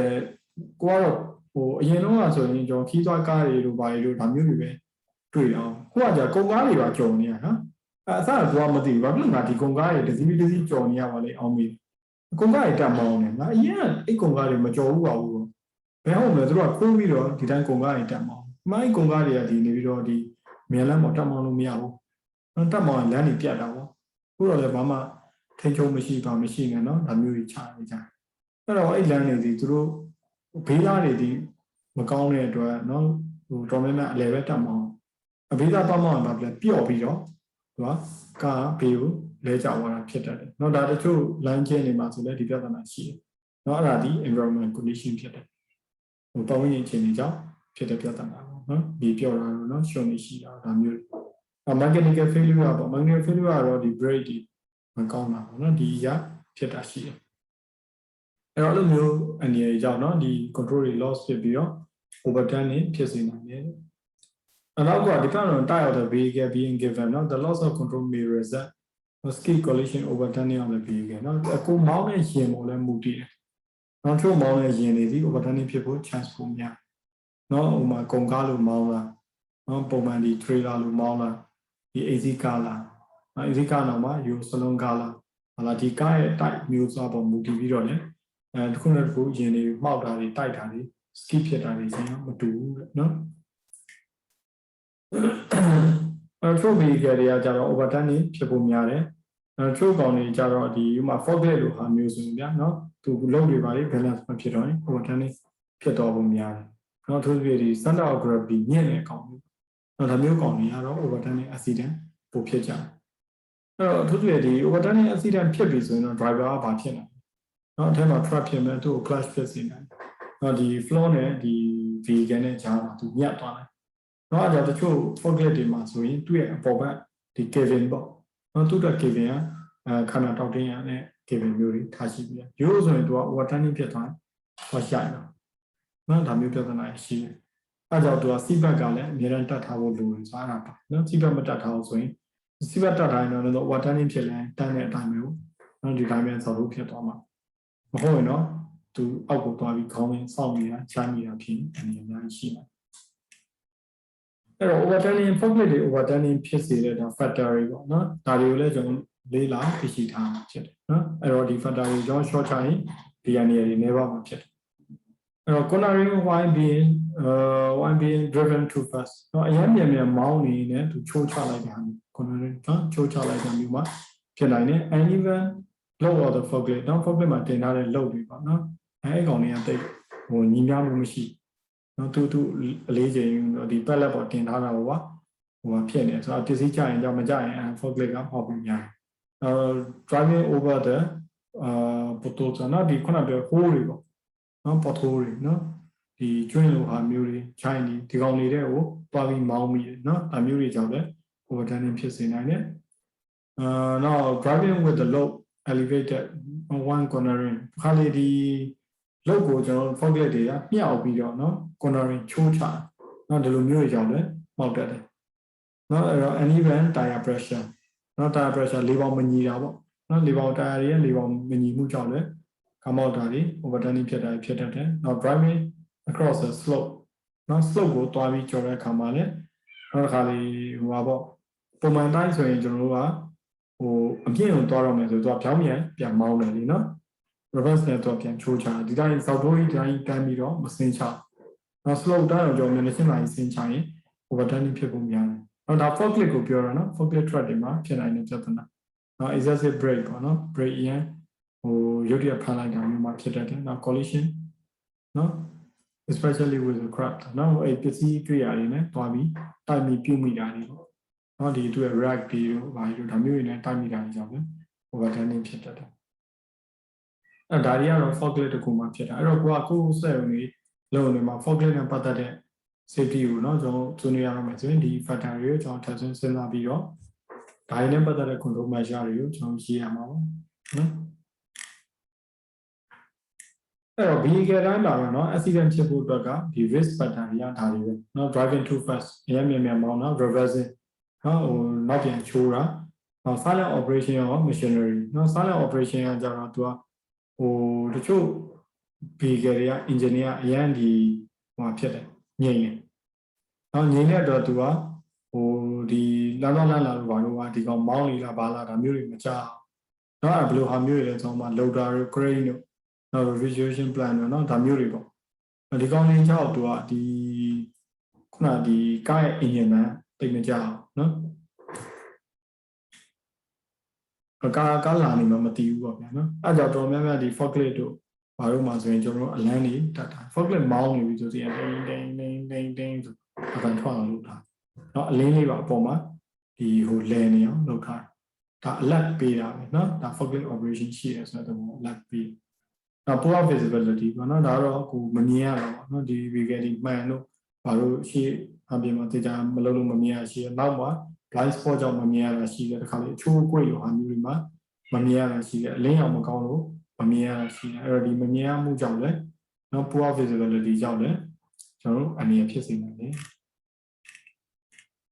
အဲ့ကောင်ကြီးကကြတော့เนาะဒီ non movement related hazard ပေါ့ vehicle တွေတွားလာလို့မဟုတ်ဘူးเนาะ vehicle တွေရပ်ထားတဲ့အချိန်မှာဖြစ်တာရှိတဲ့ hazard တွေတဲ့เนาะအဲ့ကောင်ကြီးကဘာလဲ loading တို့ overloading unloading เนาะ loading လုပ်ပြီးဆိုကျွန်တော်ကားတွေပေါ့ဟို manual handling race တွေသူ့မှာပါเนาะဘယ်လိုပုံမှန် loading လုပ်မှာကားတော့ရပ်ထားတာเนาะဒါ loading လုပ်တဲ့အချိန်မှာအနေရရှိနေတယ်เนาะအဲ့မှာ overloading ပေါ့เนาะ vehicle ရဲ့သူ့ရဲ့ safe walking limited ဒီကားဒီတံပဲနိုင်တဲ့ကားတော့တံနဲ့ပို့ပြီးတင်တဲ့ဟာမျိုးတွေမှာဆိုရင်လည်းဒါ avalanche loss ဖြစ်ပြီးတော့เนาะဒီ vehicle ကဟိုလဲကျသွားတာမျိုးလိုပါလို့စသည်ဖြစ်ပေါ့เนาะအနေနဲ့တခုဖြစ်စေနိုင်တယ်နောက် unloading ဒါကြတော့ကုန်တယ်ပြီးလာတဲ့ရင်သူကနေပြန်ပြီးတော့ဟိုလောက်တာလုတ်တွေပြန်ချတယ်လုတ်တွေပြန်ချတဲ့ဟာမျိုးမှာဆိုရင်6ချာနေရမျိုးရှိတာပေါ့နောက်မှာကျွန်တော်ဟိုဒီလက်မြေကြောက်တွေတင်လာဟိုကြောက်ကားကြီးတွေဆိုဒါမျိုးမှောက်ချတာရှိတယ်เนาะရှို့ပါဆိုမျိုးစုံပေါ့ဗျာเนาะဒီသူ့ရဲ့ type of vehicle ပေါ်မူတည်ပြီးတော့သူ့ရဲ့ unloading method loading method တွေကအမျိုးမျိုးရှိတယ်အဲ့ operation မှာဆိုရင်သူဒီ movement မရှိတော့ညာနဲ့အမြင်ရှိနေတယ်နောက်က securing ပေါ့ securing ကကြတော့ကျွန်တော်ဒီဟိုရေနံနေပိုင်းမှာ company မှာတွားပြီးတော့ဒီတင်နန်းအောင်ပေးခဲ့တယ်เนาะဒီ load securing ဆိုကျွန်တော်ဟိုပစ္စည်းတွေဒီကားပေါ်ပေါ့ trailer တို့ဘာလို့စသည်ဖြင့်ဒီ transportation တစ်ခုပေါ်တင်ပြီးဆိုရင်เนาะဒီ vehicle ပေါ်တင်ပြီးဆိုရင်အဲ့ဒီခါလေးလမ်းတစ်လျှောက်မှာเนาะဒီပစ္စည်းစီလဲကျသွားတာเนาะဟိုပြုတ်ကျသွားတာမျိုးမဖြစ်အောင်ကျွန်တော် secure လုပ်အောင် secure လုပ်ရတဲ့ method တွေကတော့အများကြီးပဲเนาะသူဟိုရှစ်တင်လို့ဟာမျိုးနဲ့ရှိတယ်เนาะကျိုးနဲ့ secure လုပ်ရတာရှိတယ် chain တွေနဲ့တိုင်းလုပ်ရတာရှိတယ်ဒီ ISO container လို့ဟာမျိုးတွေနဲ့ထည့်ရတာမျိုးရှိတယ်เนาะအဲ့တော့အဲ့ကောင်တွေကတော့ load secure method တွေကအမျိုးမျိုးရှိတယ်ကုန်ပစ္စည်းမျိုးစားလိုက်เนาะသူ့ရဲ့ type တွေသုံးရတာရှိတယ်အဓိကကတော့သူ့ပစ္စည်းလမ်းတစ်လျှောက်မှာမောင်းနေတဲ့အချိန်မှာပြုတ်မကြအောင်ဟိုဖြစ်တာဒါပေမဲ့အဲ့ဒီ securing လုပ်တဲ့အချိန်ကမောင်းနေတဲ့အချိန်မှာလုပ်တာမဟုတ်ဘူးနော်ရင်ရနာတဲ့အချိန်မှာလုပ်တဲ့အချိန်မှာအဲ့ဒီပစ္စည်းပေါ်တက်ပြုတ်ပြီးလုပ်ရတာဖြစ်တဲ့အတွက်ဒီ worker high နဲ့ပတ်သက်တဲ့အနေအထားတွေလည်းရှိသေးတယ်နော်ဒါရင်ဒီမမောင်းမရက်ထားသေးတာကဘယ်လိုအနေအထားတွေရှိသေးတယ်ဆိုတော့ဟိုကျွန်တော်တို့က highlight လုပ်ပြီးတာ identify လုပ်ပြီးတာနော်complaint တွေပေါ့complaint ကတော့ကျွန်တော်အထူးသဖြင့် trailer တွေမှာနော်တစ်ခုနဲ့ခုလမ်းပြီးချိတ်ဆက်တာနော် trailer တကယ်တမ်းခေါင်းပဲပါလीနော်နောက်ကဟိုစာကြီးနဲ့နော်တူရဲ့နောက်တွဲရင်ပေါ့နော်ဒီနောက်တွဲရင်နဲ့သူတွားပြီးဟ coupling ချိတ်ရနော်အဲ့ချိတ်တဲ့အခါမှာလည်းဒီအနေရည်အများကြီးရှိတယ်နော်ဒီ potentiality collision တို့ crashing တို့ဒါတွေဖြစ်တတ်တယ်နောက် maintenance work ပေါ့နော် maintenance work ကတော့ဒီရင်ကိုကျွန်တော်တို့ဟို maintenance လုပ်တဲ့ဟာပေါ့နော် servicing လုပ်တဲ့ဟာမှာနောက်ဆုံးကရေဆေးတာပြုတာအစဘောင်းပေါ်တက်ပြုပြီးဆေးရမယ်ဆိုအမြင်အပြုတ်ကြတဲ့ဟာတို့နောက်ကကောက်အောက်ထဲဝင်ပြီးလောက်ကန်တဲ့ဟာမျိုးမှာနော်ထိမိခိုက်မိတာမျိုးတွေဒါတွေလည်းဖြစ်စေတယ်ဒါတွေကတော့ transport related hazard တော့မဟုတ်ဘူးเนาะအဲဒါ non movement related hazard เนาะအကားရပ်လာတဲ့အချိန်မှာဖြစ်နိုင်တယ်တခြား hazard တွေကိုပြောတာဖြစ်တယ်workplace transport control measure ပေါ့အဲ့တော့ transport control measure နဲ့ပတ်သက်ရင်เนาะပထမတော့ eliminate the hazard ပေါ့ဒါဒီ principle ပဲကျွန်တော်သုံးတယ်เนาะ eliminate hazard ရအောင်လို့မရဘူးဆိုရင် safe place ပေါ့เนาะဒါရအောင်လို့နောက်မှ safe person ပေါ့เนาะတော့ဒီကျွန်တော်ပထမဆင့်ဒီခုနပြောတဲ့ elimination substitution ပဲဒါလုံးဝအမြင့်ဖြတ်တဲ့အဆင့်ဒုတိယအဆင့်ဒီသူ့ရဲ့ဒီ engineering control မျိုးနဲ့ထိန်းချုပ်တဲ့အဆင့်တတိယအဆင့်ကတော့လူကိုပဲထိန်းချုပ်တဲ့အဆင့်ဖြစ်တယ်ဒီ principle ၃ခုနဲ့ပဲဒီ control measure တွေကိုဒီ workplace transport ကဏ္ဍမှာကျွန်တော်သုံးစွဲတယ်เนาะပထမဒါကြီးလုံးနိုင်လို့ဆိုရင်ကျွန်တော်မလုပ်ဘူး control measure ဆိုတာဒီ control measure တွေသိဖို့ဆိုတော့ကျွန်တော် risk assessment အရင်လုပ်ပါမယ် risk assessment အားထုတ်เนาะအဲ့တော့ဒီ principle တွေပဲတောက်လျှောက်လာတာเนาะပထမ identify hazard လုပ်မယ်အဲ့တော့ဒီမှာဆိုရင်တော့ vehicle operation ဆိုဒီ operation နဲ့ဆက်ဆက်ပြီးဒါ hazard တွေပေါ့ကိုယ်လုပ်ငန်းခွင်မှာအပေါ်မှာပြောဆိုခဲ့တဲ့ဒီ hazard တွေ risk factor တွေဘာရှိလဲဒါကိုလုပ်ပြီးရင်ဒီ hazard တွေဘယ်လိုကိုအနေနဲ့ဖြစ်စေမှာเนาะ pedestrian နဲ့ driver လား other driver လားနော်ဒါတွေလုပ်ပြီးရင်အဲ့မှာ vulnerable group တွေရှိလားဒါတွေကိုထပ်ချင်းစဉ်းစားနောက်ပြီးရင် risk ကို evaluate လုပ်မယ်ပြီးရင် control measure တွေထည့်အဲ့ control measure မလုံလောက်သေးဘူးဆို additional control တွေထပ်ထည့်နော်ဒါမျိုးတွေတွားတယ်ပြီးရင်နော် recorded လုပ် implementation လုပ်ပြီးရင် review လုပ်ပြီးတော့ review အပဲချိန်မှလုပ်မယ် accident ဖြစ်တာတော့ workplace အနေထား changes ဖြစ်သွားတာတော့လုပ်မယ်နောက်မဟုတ်ရင်လည်းကျွန်တော် periodically ပေါ့နှစ်နှစ်တစ်ခါလိုဟာမျိုးသုံးနှစ်တစ်ခါလိုဟာမျိုး review လုပ်ပေးရမှာဖြစ်တယ်နောက်တော့အဓိကဒီ control measure အပိုင်းမှာပါတဲ့ category ကတော့၃မျိုးရှိတာ workplace က vehicle ရ driver ဒီ၃မျိုးပါပထမအဆင့်ဒီကျွန်တော် workplace ကိုထိန်းချုပ်ရမယ်ဒုတိယအဆင့် vehicle နဲ့ပတ်သက်တဲ့အပိုင်းထိန်းချုပ်ရမယ်တတိယအဆင့်မှာဒီ workers driver တွေပေါ့နော်သူတို့က driver လို့သုံးတော့မှာ driver တွေနဲ့ပတ်သက်ပြီးထိန်းချုပ်ရမှာဖြစ်တယ်workplace တွေမှာဆိုကျွန်တော်ဘာလုပ်ပေးလို့ရအောင် careful design and construction of the workplace can eliminate or reduce the risk created by vehicle operation အဲ vehicle operation နဲ့ပတ်သက်ပြီးကြုံနိုင်တဲ့ risk တွေကို short ချနိုင်ဖို့ဒါမှမဟုတ်ဖယ်ထုတ်နိုင်ဖို့အတွက်ဒီ workplace environment တေချာကြောင်း design လို့ construction တေချာလုပ်အောင်เนาะအဲ့ကောင်ပါနေဆို vehicle free zone နော် vehicle free zone တွေတချို့နေရာမှာသတ်မှတ်ပြရတယ်เนาะအဲ့တော့ဒီကောင်ဒီ it may be possible to eliminate the hazard by creating pedestrian only area ဒီနေရာဒီလူပဲလမ်းလျှောက်အောင်နေတယ်เนาะရှင်လုံးဝမလာဘူးပေါ့နော်ဒီထဲမှာဘာမှ forklift တို့ lorry တို့ဘာမှ operation မရှိအောင်ထားရှိပြရနောက်ကချို့နေရာတွေမှာကျတော့ pedestrian free zone ချို့နေရာတွေမှာကျလူအလုံးဝမဝင်အောင်ကန့်တတ်ပြရှင်လေးရွက်သွားနေတယ်နော်ဒါမျိုးပေါ့ချို့ warehouse တွေတို့ဝိုင်တို့တွေမှာဒီစက်တွေနဲ့ပဲအရင်တွေနဲ့ပဲသွားနေဟာမှာလူလုံးဝပေးမဝင်တဲ့ဟာမျိုးနော်ဒါမျိုးရှိတယ်ချို့ distribution center တို့ဘာမှဆိုရင်ချို့နေရာရင်းနှီးပဲသူကထောက်လျှောက်ပါယူရီးယားဒီအဲ့ center အပေါ်ကနေမယ် loading unloading မယ်လုပ်တယ်ကျန်တဲ့ရင်းနှီးဝင်လာမယ် loading လုပ်မယ်ပြန်ထွက်သွားမယ်ဒါမျိုးပုံစံနဲ့ distribution center တွေမှာလုပ်ကိုင်ရနောက်က vehicle traffic route layout ပေါ့ဒါကတော့သူ့ရဲ့ဒီ traffic route တွေပေါ့ဘယ်လိုပုံစံသွားလာမယ်ဆိုတော့စနစ်တွေချို့မှာတော့ one way system တွေဟာမျိုးတွေအသုံးပြုအောင်ဒီရင်ဒီသူကပြန်ပြီးတော့နောက်ပြန်မလဲရအောင်အဲ့နောက်ပြန်အလှည့်များရင်သူကမှောက်တာပဲတိုက်တာပဲဒါမျိုးတွေဖြစ်တာအဲ့မှာအနေနဲ့များနေရင်ဒီလုံးဝမလဲပဲနဲ့ရှေ့ပဲတက်တယ်မောင်းရင်ဘယ်လိုမောင်းပေါ့နော်တဲကြီးလုံးဝဝင်မတိုက်ရင်ဒါဘာနေမှသိဖြစ်နိုင်တယ်မရှိဘူးအဲ့တော့ဒီ one way system ပေါ့vehicle ဒီ traffic layout ကိုတေချာ design ဆွဲအောင်နောက်ကတော့တချို့သူရှင်တွဲပြီးတွားရောက်လုပ်ကြမယ်ဆို segregation ရောvehicle and pedestrian ပေါ့ဒါလူနဲ့ရင်ကိုကျွန်တော်ခွဲခြားမှုရှိရလူစီလူလျှောက်လမ်းပေါ့တေချာရှိရကျွန်တော်တွားရဒီစက်ပြုံမှာဆိုလူတွေစီဒီလမ်းနေရပဲလျှောက်နော်ဒီရင်တွေဒီဘက်ကပဲတွားမယ်အဲ့ဒီခုကြမှာ head verification ပေါ့ပုံမှန်ပဲလူတွေမြင်းနဲ့တားပေးလိုက်မရဘူးရင်ကဒီမြင်းပေါ်ဒီတက်မောင်းလို့ရနော်လို့မဖြစ်အောင်ဒီတိုင်နေနဲ့တေချာထောင်မိတာနော်အဲ့မှာဒီ warning sign တွေဒါမျိုးပုံစံနဲ့ဒီ segregation ရော vegan and pedestrian ကိုခွဲထုတ်ပြရမယ် နောက်ဒီ barrier တွေတုံးလို့ရတဲ့မရနိုင်တဲ့အနေအထားမျိုးမှာပေါ့နော် segregation ကိုကျွန်တော်ဘယ်လိုလုပ်မလဲဆိုတော့ဒီ flow မှာပဲเนาะ marking နေနဲ့ကျွန်တော်ဟိုလုပ်ပြရမယ်အဲ့ဒါတော့ဒီ forklift တို့ဘာလို့တော့ပါနော် forklift တို့ဘာလို့တော့ဒီနည်းနည်းပေါ့လူနဲ့ရင်ကိုyellow marking လိုဟာမျိုးနဲ့ခွဲခြားပြရအောင်နောက် separate side and building entrance နော်ဒီစာအုပ်အဝင်ထွက်တွေ site ဝင်ထွက်တွေနော်ဒီနေရာတွေမှာဆိုရင်လည်းဒီ vehicle နဲ့ pedestrian ကိုသူကခွဲပြပြသူကရှိအောင်နော်အဲ့ဒီထဲမှာတစ်ခုလုံးပြုံသွင်းပြီးတော့ bottleneck ပုံစံဖြစ်မသွားဘူးရည်ကြည်တယ်နောက်ကိုယ့်ရဲ့ဒီ traffic route တစ်ခုလုံးမှာဘယ်လောက် speed limit နဲ့ပဲမောင်းအောင်မယ်ဆိုရင်ဟာတမတ်ချက်ရှိရမယ်အဲ့ဒါတမတ်ချက်ကိုလည်းကျွန်တော် signage ရှိဟိုဟာတွေတေချာချမှတ်ပြီးသားမှာပြထားအောင်ဘယ်လောက်နော်ဟို mile per hour ဒါမှမဟုတ်ဘယ်လောက် kilometer per hour နဲ့မောင်းအောင်မယ်ဆိုနော်ဒါမျိုးတွေပြထားအောင်ပြီးတော့ဒီကျွန်တော်ဟို speed band တွေပေါ့ဟိုခုံးဟိုဟာတွေပါခေါ်တယ်ကမှုလိုဟာမျိုးပေါ့နော်ဒါတွေလည်းကျွန်တော်ထားရှိပြရအဲ့ဒါဆိုရင်တော့သိတယ်နော်ဟိုအဲ့ကမှုရှိရတော့သူအချိန်မဖြစ်မနေ short မှာနော်ဒီနည်းနဲ့ကျွန်တော် speed တွေကို limit လုပ်ပြရနောက် vehicle movement တွေလည်းနော်ဒီ manage လုပ်ရမယ်ဟိုသူကဟိုကျွန်တော် site တွေမှာဆိုရှိတယ်တမန်ချင်းမှာဆိုကျွန်တော်မနေ့ဒီခွန်ခွဲပေါ့ခွန်ခွဲ45အထိဒီဒါဟိုပါပဲလူတွေဝင်တဲ့အချိန်ရင်နေပေးမှုအလောက်သားတွေဒီအဲ့ဘက်မှာယူချဝါဟိုဖြစ်တယ်ပြီးတော့အဲ့ရနေမှာเนาะဒီခွန်လေးက7နာရီကျော်ပြီး8ခွဲကနေစပြီးတော့မှ8ခွဲ9နာရီဒီရင်တွေဝင်တာ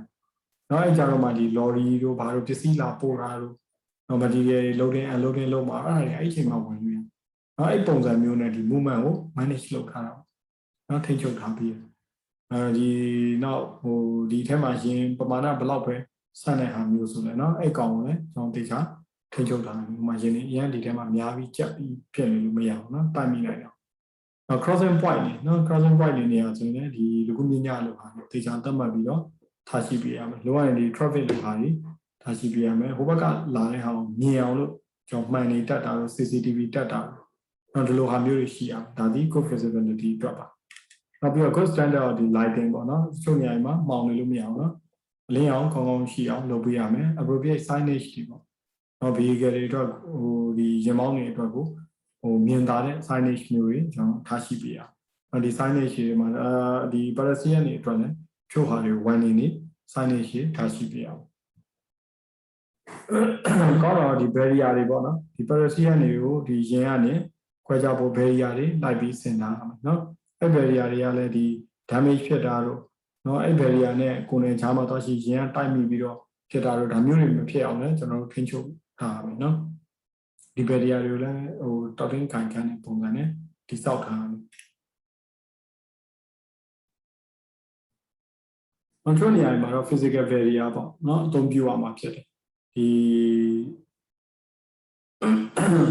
ဒီ loading dock လို့ဟာမျိုးနေရာတွေလို့ပါပြီးတော့အဲ့နေရာဆိုကားဝင်ပြီးတော့သူကဟိုရက်အောင်เนาะဒါမျိုးသူကတိတ်ပြီးတော့တခါလဲရက်ပြီး loading လုပ်ရမယ့်နေရာမျိုးเนาะအဲ့နေရာကြီးဆိုလဲ barrier ကိုပြီးကြဖို့တတ်မှတ်ထားမဟုတ်ရင်ဒီကားဒီအရှင်ယုံပြီးတော့ဒိန်းနေဝင်တိုက်သွားတာမျိုးဖြစ်မယ်နောက် surface of the traffic route เนาะ traffic route ကိုလည်းဟိုစားပေါ့ vehicle တွေအတွက်ပေါ့เนาะကျွန်တော်ဟိုတင်းတဲ့ traffic route ကဟိုမျက်နှာပြင်လိုဟာမျိုးကျွန်တော်အသုံးပြုရမယ်เนาะအဲ့နေရာတွေဒီခိုင်ခန့်မှုလိုတယ်ကျွန်တော် drainage တွေရှိရမယ်เนาะတေချာဒီ grip တွေ stability တွေတေချာရှိရမယ်ဒီ traffic rock ပဲဟိုပါ surface area တွေเนาะဘာလို့အဲ့နေရာတွေကပဲဟိုဖြစ်တာเนาะဒီမြေကျွန်းသားတို့เนาะဒီလမ်းပြက်စီးတာတို့ကအဲ့နေရာမှာဖြစ်များတယ်เนาะgradient should be avoided ပေါ့เนาะ short out เนาะ short out လိုဟာမျိုးတွေကတော့တက်နိုင်တယ်များကျွန်တော်နည်းအောင်လုပ်ပေးရမယ်เนาะအဲ့လိုဟာမျိုးလုပ်လို့မရဘူးဆိုရင်တော့အဲ့နေရာတွေမှာnot exceeding capacity of the vehicle using the traffic route နောက်သူတို့ရဲ့ဒီရင်ရဲ့ capacity ထက်ကိုမကျော်လွန်စေအောင်ကျွန်တော်ဒီချာတွက်ချက်ပြီးတော့လုပ်ရမယ်။နောက်သူတွေ short out လိုနေရာမျိုးမှာကုန်တင်ပြီးတော့သူ short out ကြီးဖြတ်ရတဲ့နေရာမျိုးဆိုရင်ဒါအဆင်ပြေမှာမဟုတ်ဘူး။နောက်ဒါအကုန်လုံးကျွန်တော် site rules တွေအနေနဲ့ကျွန်တော်တင်းတင်းကြပ်ကြပ်ဟိုဖြစ်ရမယ်။နောက် driver တွေကိုသိချာဒီ training တွေ information တွေပေးရမယ်။နောက်ပြင်ပ driver visiting driver တွေ delivery man တွေဆိုရင်ဒါနဲ့ပတ်သက်တဲ့ rules တွေကိုတေချာသူ့ကုမ္ပဏီနဲ့ကြိုတင်ပြောပြထားမယ် site ထဲမဝင်မှာလည်းဒါကိုတေချာနားလည်အောင်ရှင်းပြပေးရအောင်။နောက်ဒီ control measure တွေအများအားဒီဟောတာဖြစ်အောင် maintain လုပ်ရမယ် inspection တွေပုံမှန်သွားမယ်လိုအပ်တဲ့ဒီ repair တွေ replacement တွေ maintenance တွေဒါတွေတေချာလုပ်ရမှာဖြစ်တယ်။အဲ့တော့ vehicle operation တွေအတွက်ကတော့ sys system တခုကိုကျွန်တော် develop လုပ်အောင်မှာဖြစ်တယ်ဒီပြောတဲ့အချက်တွေကိုမူတည်ပြီးတော့နောက်ဒီ rules တွေ procedure တွေเนาะဒါတွေကိုလိုက်နာဖို့လိုတယ်နော်ဥပမာအပြည့်ဆိုချို့နေရာတွေမှာလုံးဝရင်ပြန်မလဲရအောင်တားမြစ်တာတော့เนาะဒီ batsman မပါဘဲနဲ့ရင်လုံးဝမလဲရအောင်နောက်မှချို့ကုံကမောင်းလာပြီးတော့ batsman ပါလာမပါရင်ဒါမဖြစ်ဘူးเนาะတားမြစ်တော့တခါပါလာမယ်ဒီလိုပုံစံမျိုးသတ်မှတ်ချက်တွေရှိရမယ်เนาะ